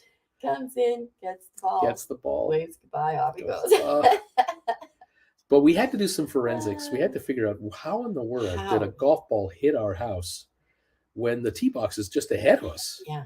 And and they're heading that way. How did the ball come this over here? Yeah, because I wasn't watching them tee off. Well, we figured it out. He was a lefty. He's got to be a lefty. He's a lefty teeing off, and he's teeing off with a driver. Spun it. And the driver has that round head at the very tip of it. And he obviously just skinned the ball, just barely, which caused it to spin and came towards us and hit our window. It's the only way. Because everyone else is a righty. And they do it. They're heading onto the course. They're heading way down. But this lefty, it had to have been. He had to have been. No, he couldn't have been a lefty. It had to be a righty because. No, it has to be a righty. Yeah. Because they're. He was facing away from us. Yeah, but the club head was facing us. You see what I mean? No, that's lefty. Yeah, that's what I'm thinking. He went this way. He barely. Here's the ball, and he went like this and spun it backwards. No. I'm thinking about this now. If you were a majority of the golfers absolutely righties. Are righties, and so the ball and the club is facing our house. Their body, they're facing us. Yes. They're facing us, which means their club is facing. That's how it happened. He skinned the ball off of his club head and it hit us. Where if it was a lefty, his back would be to us, and the club would be away from our condo, and he would be going down. There could be no way he could shoot the ball backwards. Even as a righty, I find it hard to comprehend how he hit us. I'm sure only 1 in 1,000 tee-offs result in this kind of an event. But that's why his buddies were laughing. Oh, they were laughing. No, it wasn't a lefty. It was a righty. Yeah. Okay. The logistics of how did we get hit? Thankfully, the door wasn't open. Everything was closed, and it didn't come in the house. It only hit the patio. Oh my goodness! The excitement of living on a golf course. Yeah. So I've been telling folks there's this thing leaning up against the wall back here. There is? Oh, you can There's see that metal thing standing over there. And did you tell them about the thing? No, not that thing. The other thing. The thing? The other thing. What's that? You know that thing we're talking about. Analyze this or analyze that. Analyze that. Do you take care of that thing? Yes. No, not that thing. The other thing. Oh yeah, I took care of that. It's all taken care of. Okay, good. A walker and a cane. I'm in trouble. Yeah, she has a walker and a cane, and she's going in. Yeah, going in. Before the end of the month, someone's going to get a new hip. Pass all the tests. That's it. Just passing the tests, and we're good to go. Come on, heart, you can do it. You can do it. We can do it. You can do it. Giddy up. Don't scare them. You can do it. Oh my goodness. It's going to happen. It's going to happen. Cool bean stuff. Yeah. It's like waiting your whole life to go to Disneyland, and then you're there. Then you're there, baby. That's right. The dance lessons with Arthur Murray begin the next week. Oh my gosh. Yeah. Then we'll see what's next. Then we'll see. Now what are we going to fix? That's right. Bigger, better, faster, stronger. That's right. It's like working on a T-Bird from 1955. There's always something. There's always something with these cars. The chassis. I can't remember his name. Major somebody. He was the $1 Million Man. Oh, Lee Majors. Yeah. Lee Majors was a $6 million. Better, faster, stronger. The $6 million man. We can rebuild him. Yeah. That's what we used to say. That's right. We can rebuild him. Susan Shops About is number 176 on the thumbs up meter. Thank you, Mhm. everybody. That Shea Stadium concert was nuts. The scream was so loud the Beatles couldn't hear their own music. That's Oh, right. Good morning, no. Jen from Larry. Hello, Jen Good from John morning, Anderson. Larry. Good morning, Good morning, John. AJ. Frost, says JR. Kent, frost delay at the golf courses until 7:30 this morning. Kent knows. See? Kent That's knows. right. Alberto. It's Oh, chilly okay. out Never going to there, lose it man. then. Flint Creek, 1244 on NVIDIA today. It's up 1244. Larry, that was Kramer hitting golf balls towards the ocean. Yeah, That's right. right. That's right. Was There it was an obstruction. baseball? Was it a Titleist? I hate it when there's dirt in the crack, says Flint Creek. Larry Curtis Savage. Have you all noticed that all stocks are up, yet TIP is still in the red? That's very Have you talked about the announcement shenanigans. that's coming out of California this morning from the energy department? Oh, nuclear fusion. Oh, I always seen that in the movies years ago. That's. No, I'm hopeful. We'll see what that that's all about. That it makes more energy than it consumes for the Mhm. first time. Yeah, that's. Because normally it takes away more energy. That won't have any military No. usage at all, will it? That won't become a Because weapon. mankind will use that for the good of mankind, not to destroy each other. No, wait a minute. Didn't I No. see this? It was called Yeah. the Genesis Project. Ah, see, JR, clean the crud out of the crack. Oops, that's not so good. That's not so good. DQ, I have hit my tee shot into the box marker and had it ricochet backwards. I'm bad at golf. I hear you. To be fair, crack is always better if there's a bit of dirt on it. Adds to the pizzazz, shows it's got character, and gives that je ne sais quoi. Yeah. Is that how you cowboy up? You put a little dirt in your There you crack? go, J-Boy. I did the same thing, DQ. I'm equally bad at golf. Nick, I only know one thing for sure. That wasn't Tiger Woods. No. Alex, I'm a lefty, and I specialize in hitting windows, trees, other golfers, everything except the green. Flint Yeah. Creek, my ex hit, and a mulligan broke his club and stabbed him in the neck. This is terrible. It chipped his spine and missed his jugular by 1/8 an inch. No. Yes, he's an idiot, but a lucky idiot. Oh my God. JR, Oh thing, my God, what that's thing? talented. Larry Jen's got a pimp cane. Bobby Atkinson, the $6 million anti-Jen. That's Kent right. Kid is laughing and enjoying the golf discussion right now. No. Alex, Larry, I was thinking it's more of a hitting husband kind of a cane. It is. It is. That walker's for me. He's going to hit me in the legs. Can you imagine that poor man? It's bad enough that this probably happened in front of 3 of his friends. Uh-huh. But then he had to go to the emergency ward and explain what happened. Oh, his buddies. Yeah. Oh, yeah. Yeah. You don't think those nurses and doctors Why took the is story there home? a golf club sticking out of this guy's neck? Oh my God. Credit says, okay, fine. ATP is just messing with me, so I'm going to average up on it. Just bought 1,000 more, 32 cents. They're giving it away, taking that paper off the market. Right on. Larry, Uncle Bruce better be on his best behavior. He's doomed. DQ, more like Tiger Woods be. Flint Creek, I'm glad we could laugh at that story. JR, that's why I don't play golf. I would kill somebody like myself, likely myself. There you go. Tell them the story about your wooden putter that my brother lovingly Oh, sure. brought Yeah. home Let me tell you that story. Thanks Scotland. thanks a lot. that he carried on the plane with him so it would be lovingly. And I think I have told this story before. Her brother was in Scotland with her parents they went back to in St. the late Andrews. 80s, and they ended up visiting St. Andrews. They're in the clubhouse. He sees a selection of wooden putters. He buys a wooden putter with a ceramic golf head on it for me as a gift. They're still in the UK for another 3-4 days. They're on a bus tour of some kind, so he's lovingly carrying this thing because it doesn't fit in the luggage really. On the plane, I don't know how they got it on the plane, how he did it. Of course, this is pre 9/11, so Yeah, back then it wasn't a weapon. he brought it to Kent. He presents me this golf club, putter. beautiful putter from St. Andrews as a present. Oh, how lovely! I put it in my bag and I play with it for like 4 or 5 months. This is my putter now. Love it. And then one day, playing with my buddies, having a bad day. Must have had a bad day at the office or something. I don't know. It was about the 4th hole. We get to the green. I am 4 feet away for a birdie. 4 feet away from a birdie. Miss the putt. Par putt, miss the putt. Bogey, miss the putt. Finally get the damn ball in after 4 putts. I get a 7 instead of a 3. And I take the ball and I just throw it up in the air. Remember when you were kids with a baseball, you throw the ball in the up and then with your baseball bat, you hit the ball? So I throw the ball up in the air and I swing at it to just knock the ball back to my bag that's on a cart path or something. Miss. So and in the meantime, my buddies are putting out behind me, and I'm walking towards my golf bag. Throw it up again and swing it. Miss. I'm getting upset. So the George is getting upset. third time lucky. And did I mention that? No, I won't mention it right now. So then the third time I throw it up there. Here comes the ball, and I contact. And I hit the ball on the shaft of the club instead of the head of the club, which was my intent.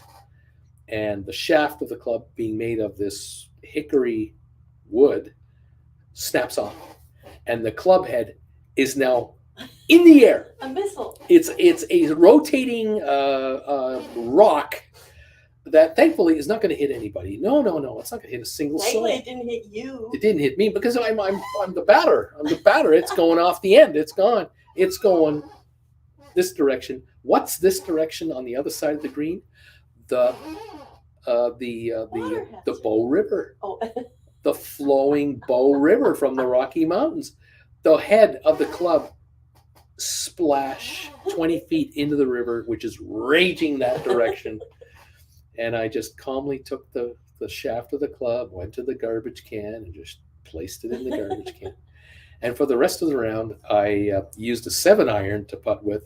And occasionally I would ask a friend of mine to let me use his putter after promising not to do the same thing with that putter that I did with my putter, even though his putter is all metal. And so the three lads that I was golfing with never forgot that story. And someone I live with never lets me forget that story for the rest of my I have life. a brother who remembers it as well. No kidding, Sherlock. Oh dear. Yeah. So she doesn't have to actually hit me to hurt. You don't have to hit the guy. You can just give him the old dope slap once in a while. Say, you remember that time where you used that? My brother brought that butter for you from St. Andrews. I thought golf was supposed to be a fun sport game. Yes, it's fun, except when you went every week. Except when you putt from 3 feet away on a sure birdie. Oh, I can do that. I can easily go like 25, 26 strokes on a hole. That's why I don't play. What can I say? Yep. It is what it is. I'm a designated cart driver. Larry says, Uncle Bruce better be on your best behavior. He's doomed. Thank you again. Let's see. At least it wasn't a snowman. That's an 8 for those who don't play golf. Splair, I'm 188 and fancy. Just what is catch for the next month? I don't know what this means. Kent DQ, look at you and your golf knowledge. Oh, touch grass, dangerous times. DQ, Kent, I played for years poorly. DQ, and they used to call me the snowman. DQ, even the par 3 holes. Oh my gosh. I used to love the game, playing it. I mean, really loved playing the game. Good. Frosty conditions. We'll wait. We'll get a coffee and we'll wait for the green to open up. No problem. Then we're out there, teeing off in 45-degree weather, and you're just, oh, I'm glad to be here. Oh gosh, yeah. Warming up becomes a necessity. There was nothing that would stop us from golfing in those days. This is up in Canada. I mean, we just couldn't wait to get out there, and we couldn't understand. Why did you let us go? Let us go play. No, you can't go out there right now. It's frost on the grass. One footstep on that grass, you kill those grass. You kill that grass. No, we're not going to do that. So we'd wait and we'd wait and we'd wait. Oh gosh, playing in rain and monsoon conditions, and just right till it's dark. After dark. Yeah, finishing in the dark. Yeah. Oh gosh, the game. But you never played midnight golf or golf way up north where they have the neon balls, the glowing balls. Yeah, no, never did do that. So, how was your bagel yesterday? I never did ask you. It was crispy on the outside and tender on the inside. Yeah. So that was that was good. Okay. Yeah, so that helped a lot. So that was toasted right. I'm thinking today. Toasting a bagel and then having a slice of cheese on each half. Just having it open. Because there's no cheese whiz for you. No, but there's got to be something out here. But we got that like cheese. Well, we got the good cheddar from Costco, cheddar, so that's real cheddar slices, and it's delicious. We can do that. It's probably better than cheese whiz as far as chemically goes. No. Hydrogen? Does it kill germs? No. Does it kill bacteria on contact? No. Splair, it means that I've now written twice a $3 strike call on Matterport to collect some money for withdrawal fees. Right on, pal. Way to go, buddy. Way to go. Way to do it. We're holding a approximately 500 odd point gain here, 535 on the Dow right now. We've got GameStop at 23.08, last trade I see, up 41 cents. ATIP is 33.5 cents, up 1.5 pennies. 1.1 pennies, pardon me. The volume on ATIP this morning is 35,000 shares, and we're up a penny a share. We might be running out of stock down here finally. It might just be drying out little by little.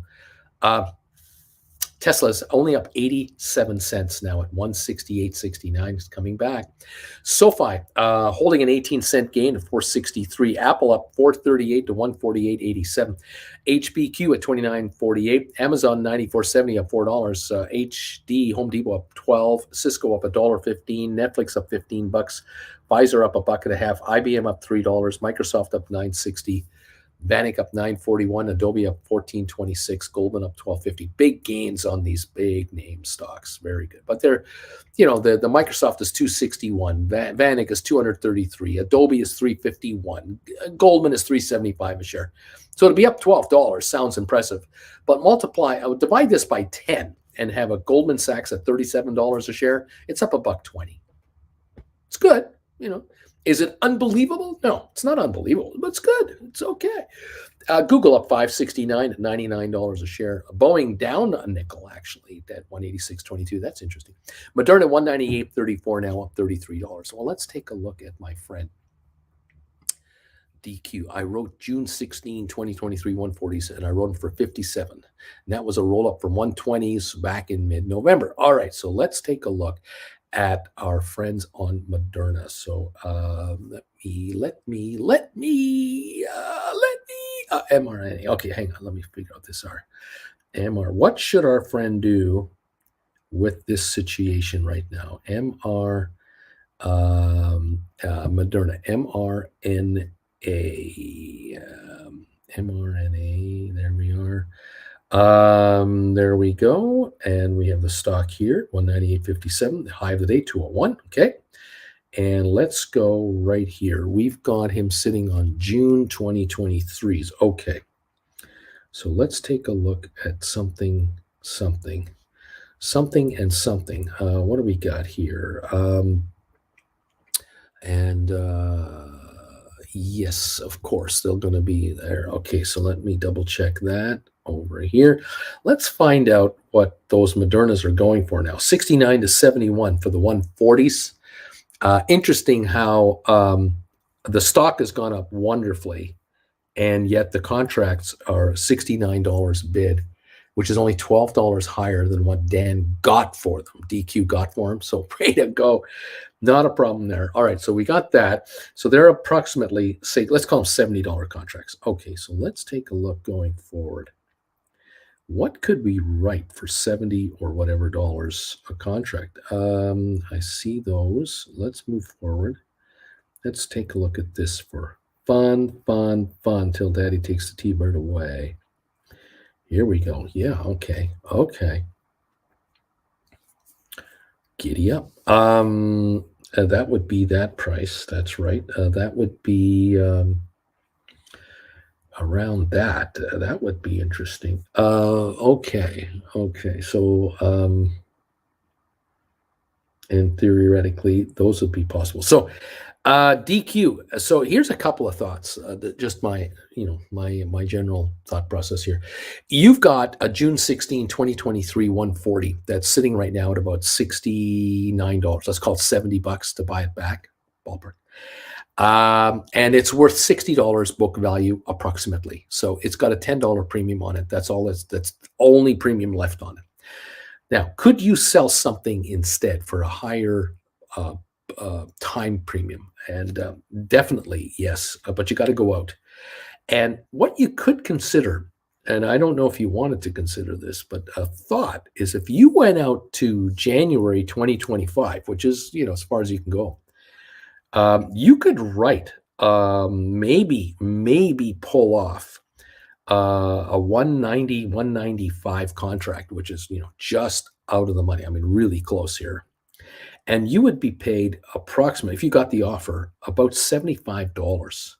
You'd get $5 extra cash, but you'd move your strike up by $50, $55 a contract. That would be a big move. Obviously, a 195 for $75 has no value. It's a $4 value contract, but it's $71 book value that will, time value that will depreciate. If the shares were to give up some ground here, let's say they dropped from 199 where they are now back to 170, let's say, nothing dramatic, but 170, 175. This contract would definitely give up half of that, a third of that, half of that for sure. So it would give up $10, $12 and would be down into the 63 range pretty quick. If the stock backs off a little more in the real short term, it'll go down about 30 cents, 35 cents for every dollar the stock drops, give or take. The other factor is that if in 2 months from now the stock is 175, the contract will likely give up another $3 or $4 just in time evaporation, because of course this is December, almost January of 2023. We're talking 24 months of time. This contract is in the money right now, $70. So 24 months, $70. We're talking not quite $3 a month in depreciation, 10 cents a day for 30 days a month, or 15 cents a trading day will come your direction. So obviously $4.50 to $5 a month is what this contract easily is going to give up now. Roughly, more like $3 to $3.50 a month in time. So a couple of months from now, it'll drop $7. A $20 drop, $25 drop will drop at another $8. And this contract is down into the 60 range, 57 range already, which then sets up the possibility to begin looking at January 2024 contracts, where you will roll down and bring in your contract back in time. That might be an option. At the moment, you don't have to do anything, but I wouldn't sit here for long. You're deep in the money. You want to now get closer to the money and at least make that move. Now, other thoughts. If you want a cash grab, an idea would be to write a 170 January 2025. It's still in the money, but it's $30 closer to the money, and you would bring in almost $85 a contract by offering it around $85.50. You'd be the cheapest seller at that price. You're taking $85 by buying the callback for $70. You're bringing in $15 a contract in cash, $1,500. That might be the move you may want to go with, where you bring in the $1,500 cash now, and you're still saying, well, come and get me up here at 170, take me out, because that's $255 that I'm ultimately selling for all in, just as a thought. And of course, obviously, if the Moderna shares top out here and back up a little bit to the 180, 85 range, your calls are only 10, 15 in the money. They will slip in value. And, you might be looking at a rollover back to January 2024, 3 months from now, 2-3 weeks from now, if the stock drops off and up, and you'll reposition yourself going that direction as well. So those are a couple of thoughts that you have at your disposal. You put in a stink bid to buy your calls back, and then write on a stink offer these and take a money grab. Look, the other option you have, the other choice, is you write like a 150. You write a 150 for January 2025. Only $10 better, higher on strike, but you'll bring in perhaps as much as $94 for it. And that would be a $24 grab, $2,400 grab per contract into your account, cash. And you're saying to the market, take me out at 150. I got this 94, this extra $25. I've already got the dollars I've already rolled into here. By all means, take me out. That's another a way to play this. But 195s, you can go all the way to 195s for still 500 more money in your pocket.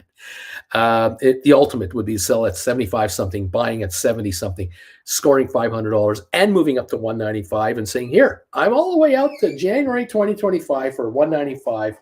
I dare you to exercise me. I dare you. I double dare you. I triple dare you. Yeah, go ahead and take me up at 195. This is a huge recovery from where the shares had gone down to, plus these premiums. Might be a thought. Anyway, those are a couple of thoughts today at this moment. You're getting my drift as to what we're talking about here. Now you can study these contracts, these option chains closely yourself and see what you think. Here we go. Oh, thank you. Look at that. The cheese slices are melted right in there from that microwave action, toasting that's action. Broiler oven. Broiler oven. Ooh, thank you, Andy. Toaster oven. Lovely. It's not great at toasting, but it's really good at broiling. It's good at broiling. Well, we'll enjoy this for sure. Enjoy.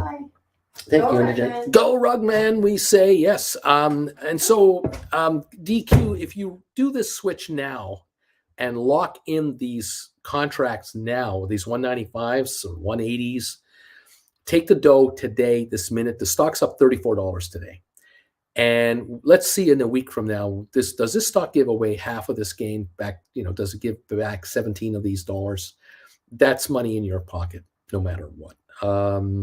Depreciation is on your side long term, but roll down opportunities may be coming your way. If these shares want to back off to 170 again, 165 again, they could.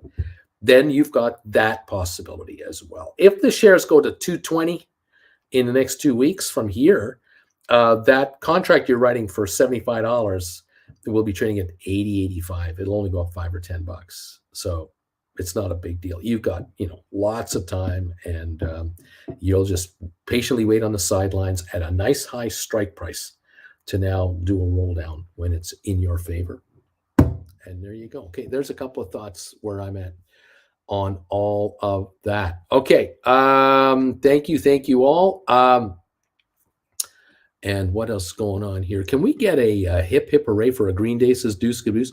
Nick, the Rocket Lab 17 cover call I wrote for next January is down 1,600% because some jackwad had the ask set to $5. Okay. Alberto, Tesla swings. J-Boy, go Rugman, go. Credit Savage. Hey, Uncle Bruce, ATP has traded a whopping 40,000 shares, 1,000 of which are mine. As soon as I bought that 1,000, the stock spiked. Am I to believe that I seriously just moved the price by myself? Good God, how is this going? Well, it's now sitting at 33.6 cents a share, up 1.2 cents. Any of you guys, if 20 of you folks each tried to buy 2,000 or 3,000 shares each, which is what, $600, $800, you could move the market theoretically, but you put a base in there, and then that would possibly scare others to jump ahead of you and go after it. But 33.6 cents, up 1.2. What can I say? 22.95 on GameStop, up 28 cents. We're only up 3.97 on the Dow. This is why Moderna, it might be now at 201 to make this move. Might be now to make this move for DQ on Moderna. Take advantage of this market gain while we have it. Credit Savage, this is a matter of such a small amount of shares moving a stock price. I say 1 million were sold in a day. It seriously could jump $1. Holy moly. Nick, bought more SoFi now, hold 185,000 with 601 average, trying to write $5, $5.21 July 23 when it pops above 477 or higher. What do you think about this? I think the stock can continue to go higher because I think we're out of stock selling for tax purposes. So this might only be the beginning of a $1 move from here or more. I could be wrong. I could be right. Okay.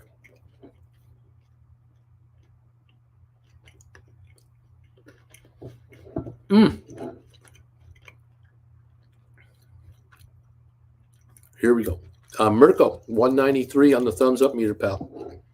We're getting it. We're getting 200 today. 196. Oh, you guys are amazing today. Thank you so much. Thanks for hitting that thumbs up meter. Letting me know what number you are. You guys are awesome. Thank you. Thank you. Thank you, everybody. Beautiful job. 408 gain on the Dow. That's it. It was up 800 in the pre-market.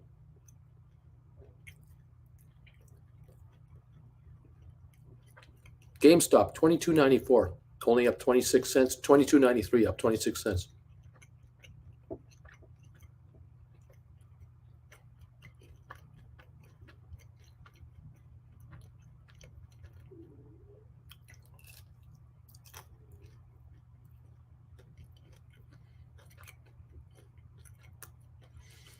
Tesla is red, 167.75.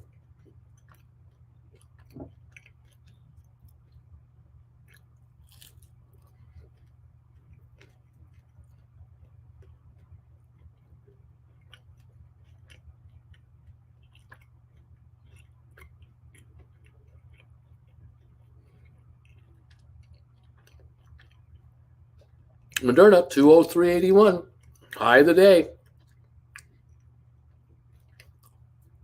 Okay.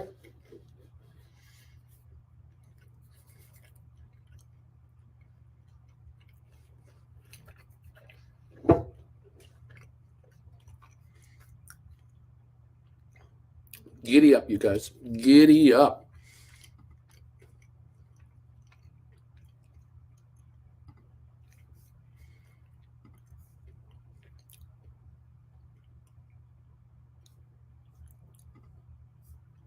$200 thumbs ups have come in. Thank you all so much for 200. You guys are fantastic. This is great. Thank you so much. Let's pop this sucker higher. Let's go. This is fantastic. Great pop today, says Testy Donkey. I've been selling calls like crazy. Credit Savage. I don't know, guys. Color me unimpressed, but I think we're going to close in the red today. We're backing off nicely, and I already rolled. Yay. Merry Christmas, everybody. Well, it's possible.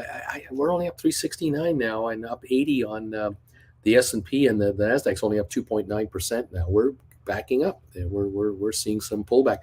You can't have unsustainable, runs. I mean, this morning we were up, 500 something on the Dow and 300 yesterday. That's 800 points in 2 days.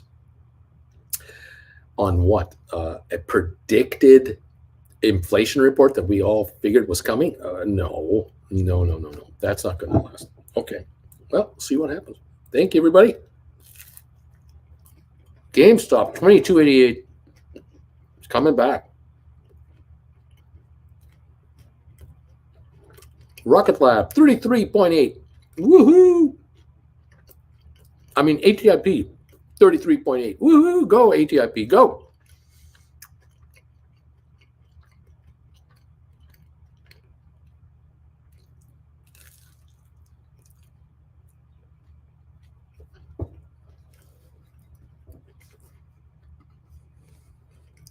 Remember, I reached my goal, 4,000 SoFi this year, average 770. Right on, Nick. Uncle B, do I take this opportunity to roll my Feb 27 to June 28 or 29? Yeah, if it's there, absolutely. Yeah, if you can move it up, bring in money, absolutely. Make sure to bring in cash. Right on.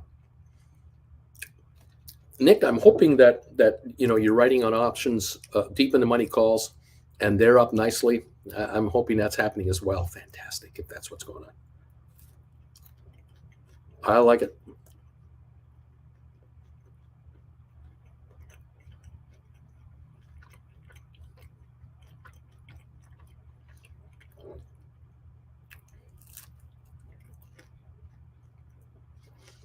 Moderna, 204 on Moderna.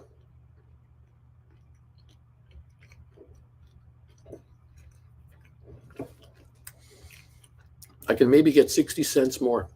Right on. But if you can move up the strike, that's the win. The cash is good. The win is the strike move is as important or more.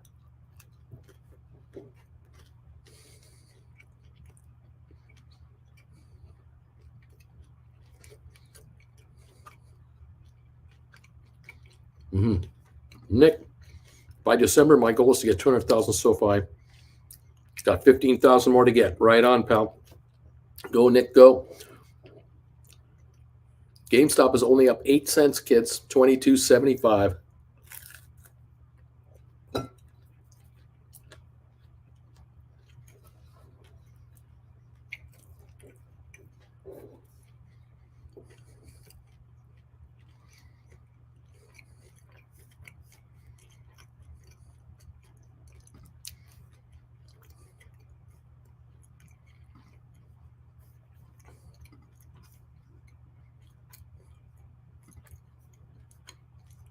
201 thumbs ups. Thank you all.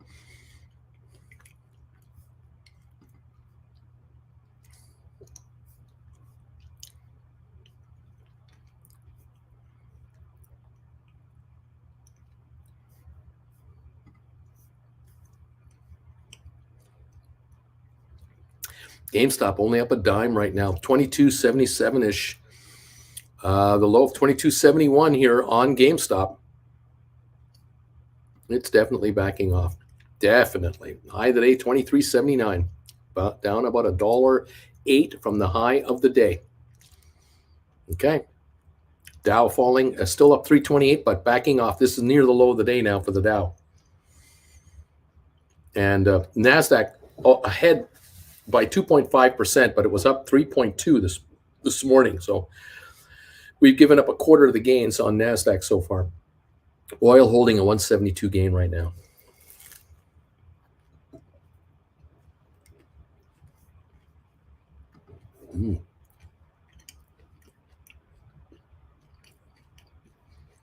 Alberto Nick is a sniper. Nice work.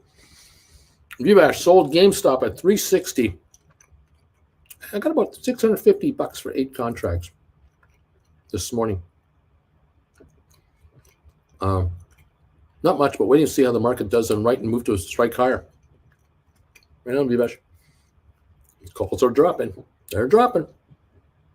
GameStop 22.64 negative 3 cents on the day. We're down 3, and the Dow's only up 280. We're backing up here. Backing up.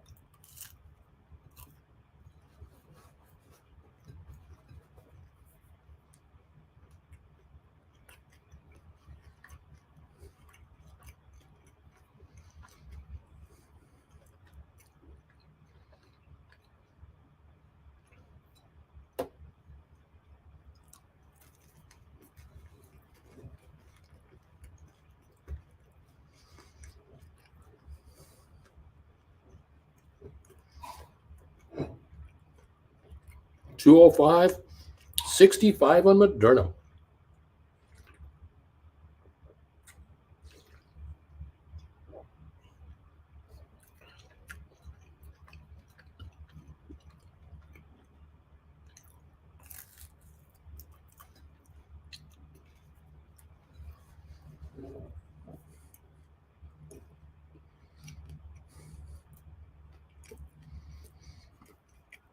Yeah, I wasn't stinky enough, but I got 60 cents to move into an HPQ June 28th. Moving up. Okay.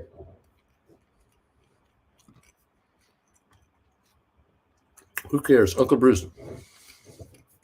I have covered calls for IBM. Feb 17, 145s.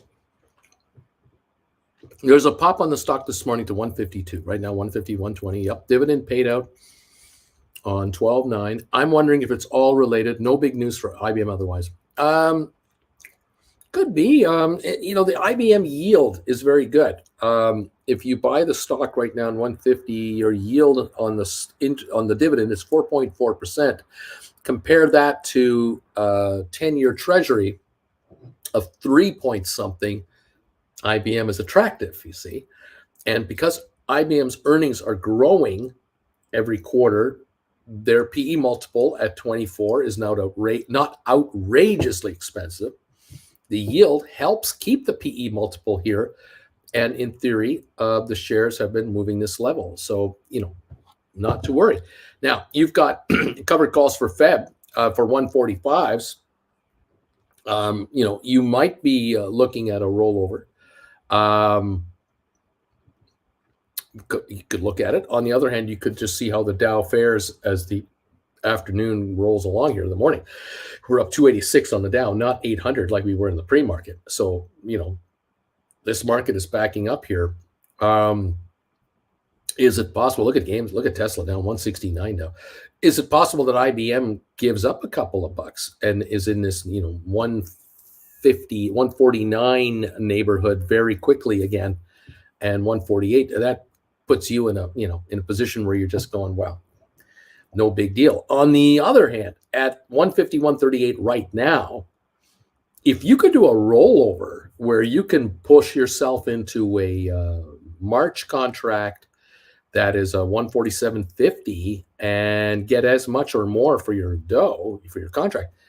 Maybe the move is maybe there's a move for you. Let the option chain, motivate you. Cash in hand, higher strike, you'll consider it.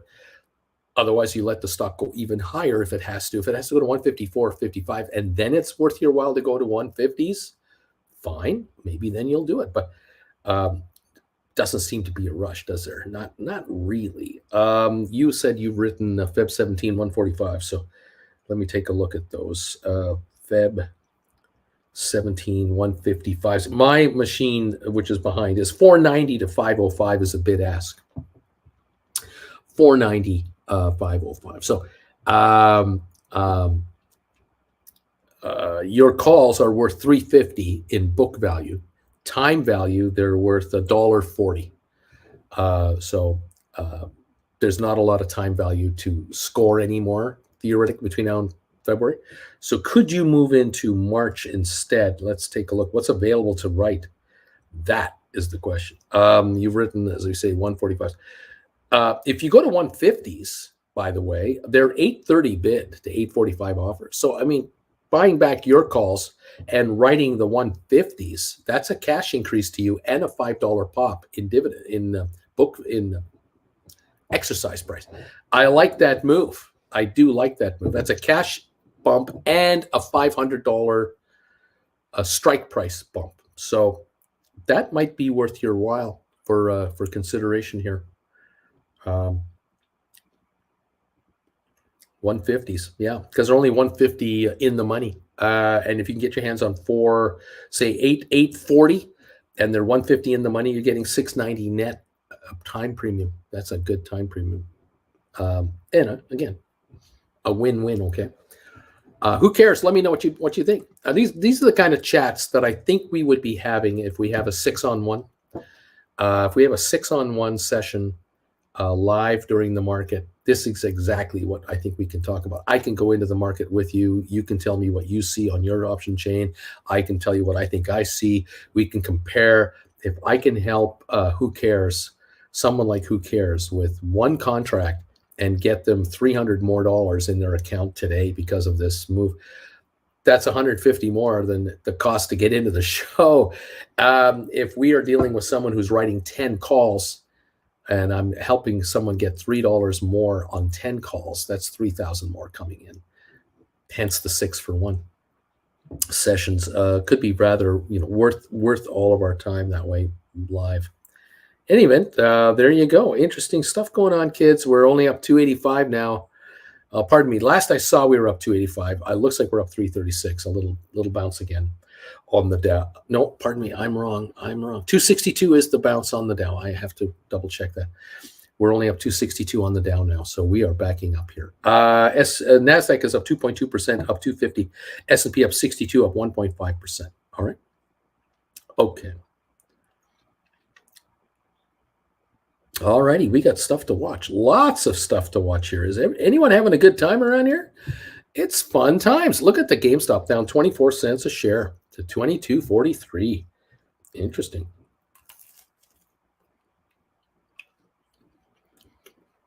ATIP 33.8. Go.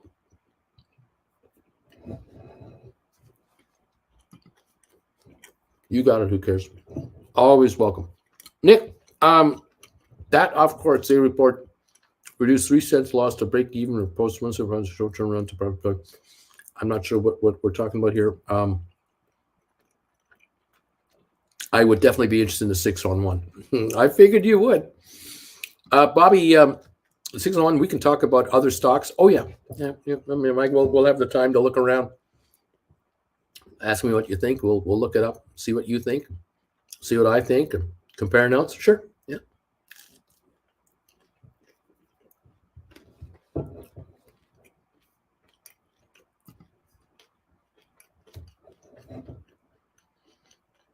I mean, ultimately,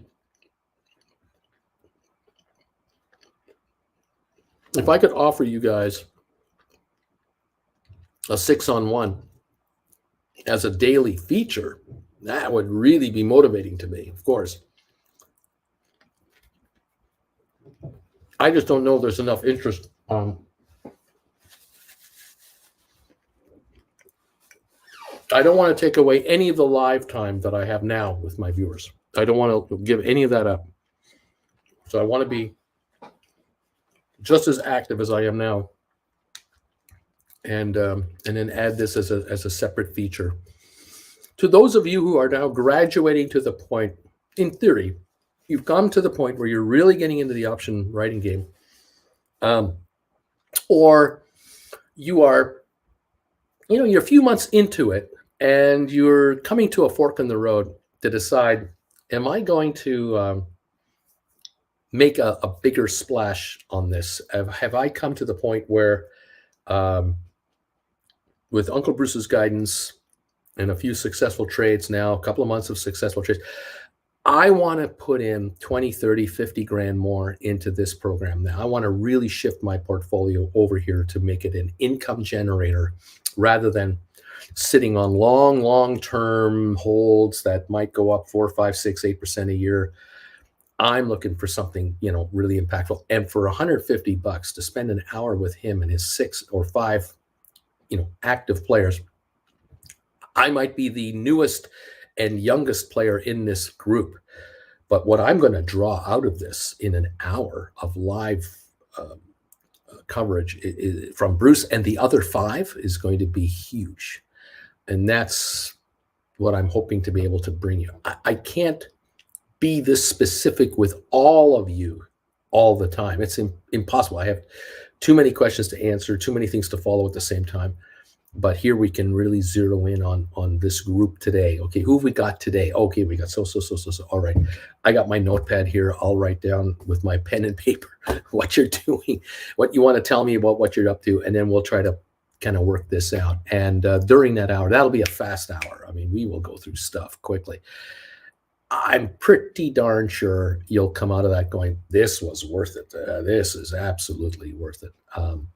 But I have to have the audience as a whole to attract potentially 6 particular people for these sessions from time to time. Otherwise, I just do those only. I just do those, but that's not going to happen. So let's see what happens. I'm excited. Okay, let's see what's going on here. Thank you all. Do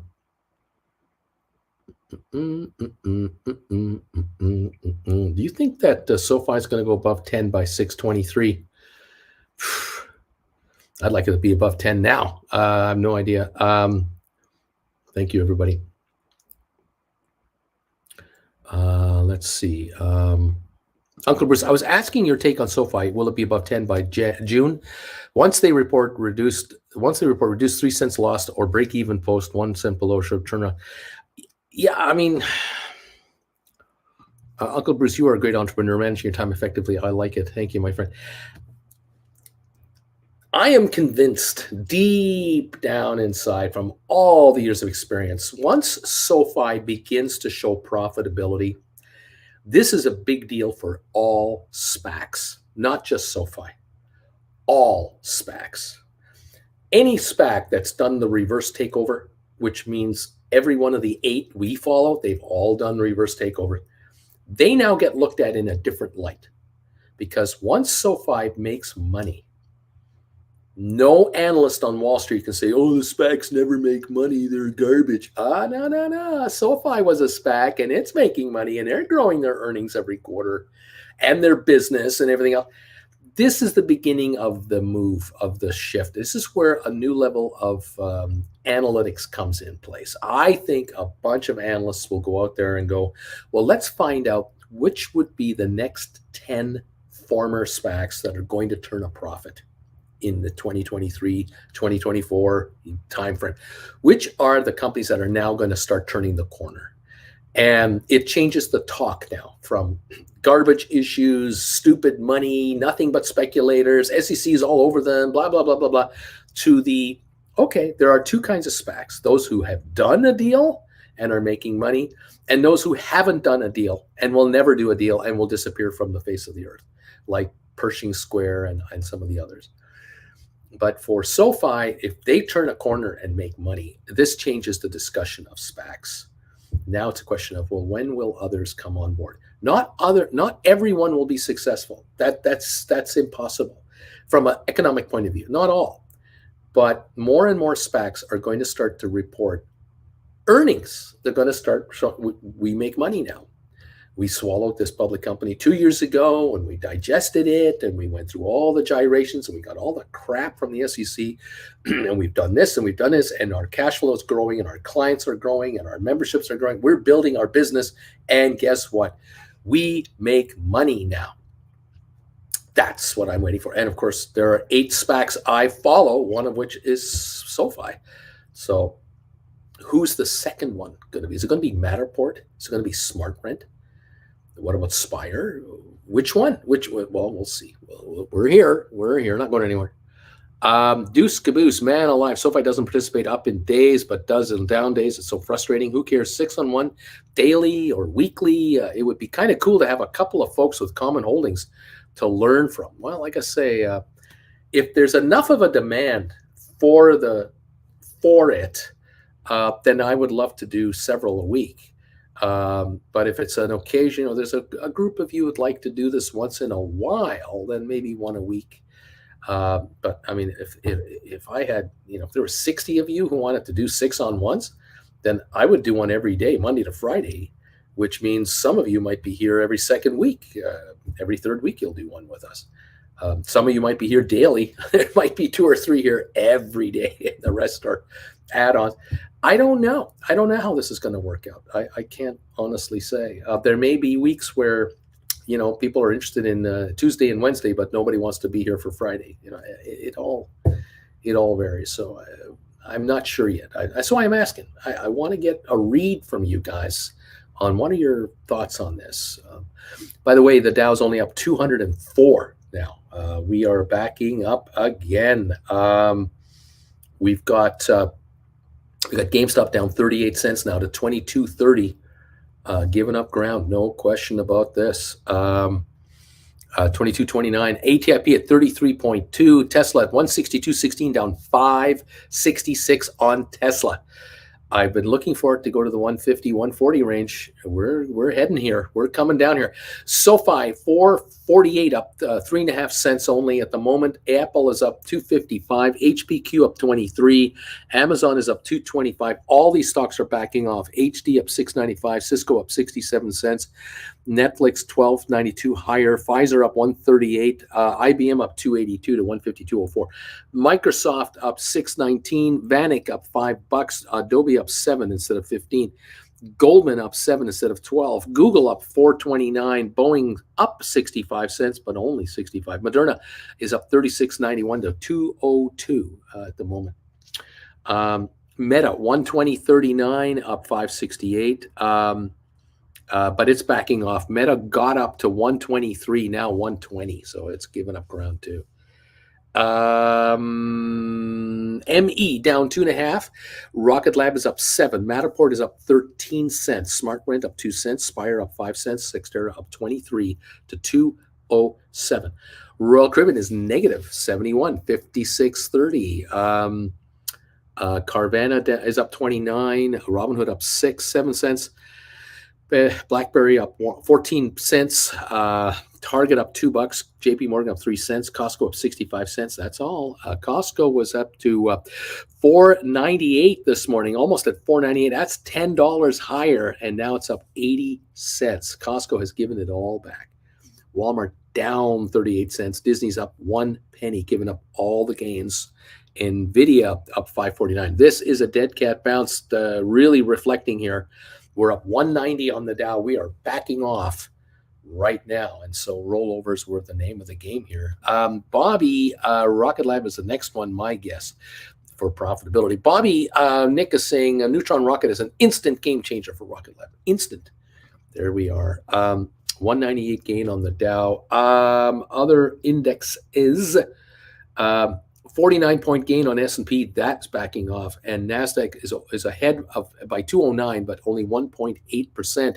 It was up 3.2% this morning. So we have seen a huge pullback on the NASDAQ and the Dow and S&P. Alrighty.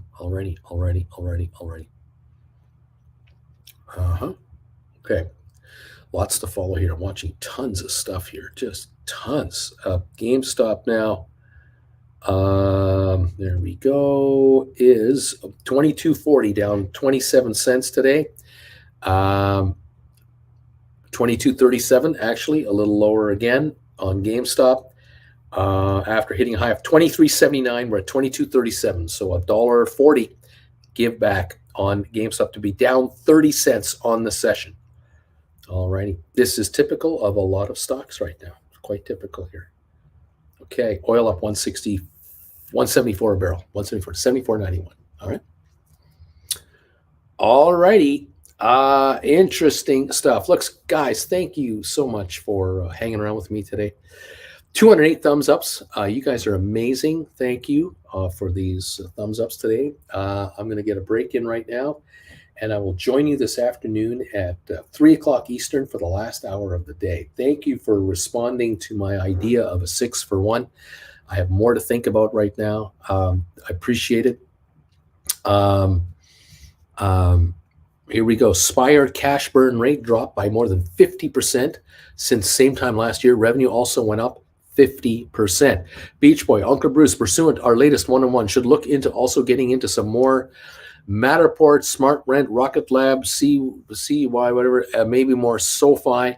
At the moment, sit tight. Just sit tight. We will talk a little later about some more strategies here. You've got a unique scenario there we're working on. John, thanks, everybody. Thank you, John. Splair, have an enjoyable break, everybody. Thank you, Splair. And all of you. Join me this afternoon at 3 as we wind up our show today, our market. Keep an eye on these markets and see if we have a little bounce up and then a drop, another one, and then a drop. Are we going to go up one step, down two from here on out? Are we negative at the end of the day today? Are we flat? Are we up just up 100 or down 100? What's going to happen? We're going to watch this, of course, very closely. Spire, maybe? I'm also on for a 6-on-1, depends on the day of the week. Gotcha, my friend. Again, thank you, all of you, very much for responding to these questions. I'll keep you posted, and we'll compare notes, and we'll see what works out. Okay.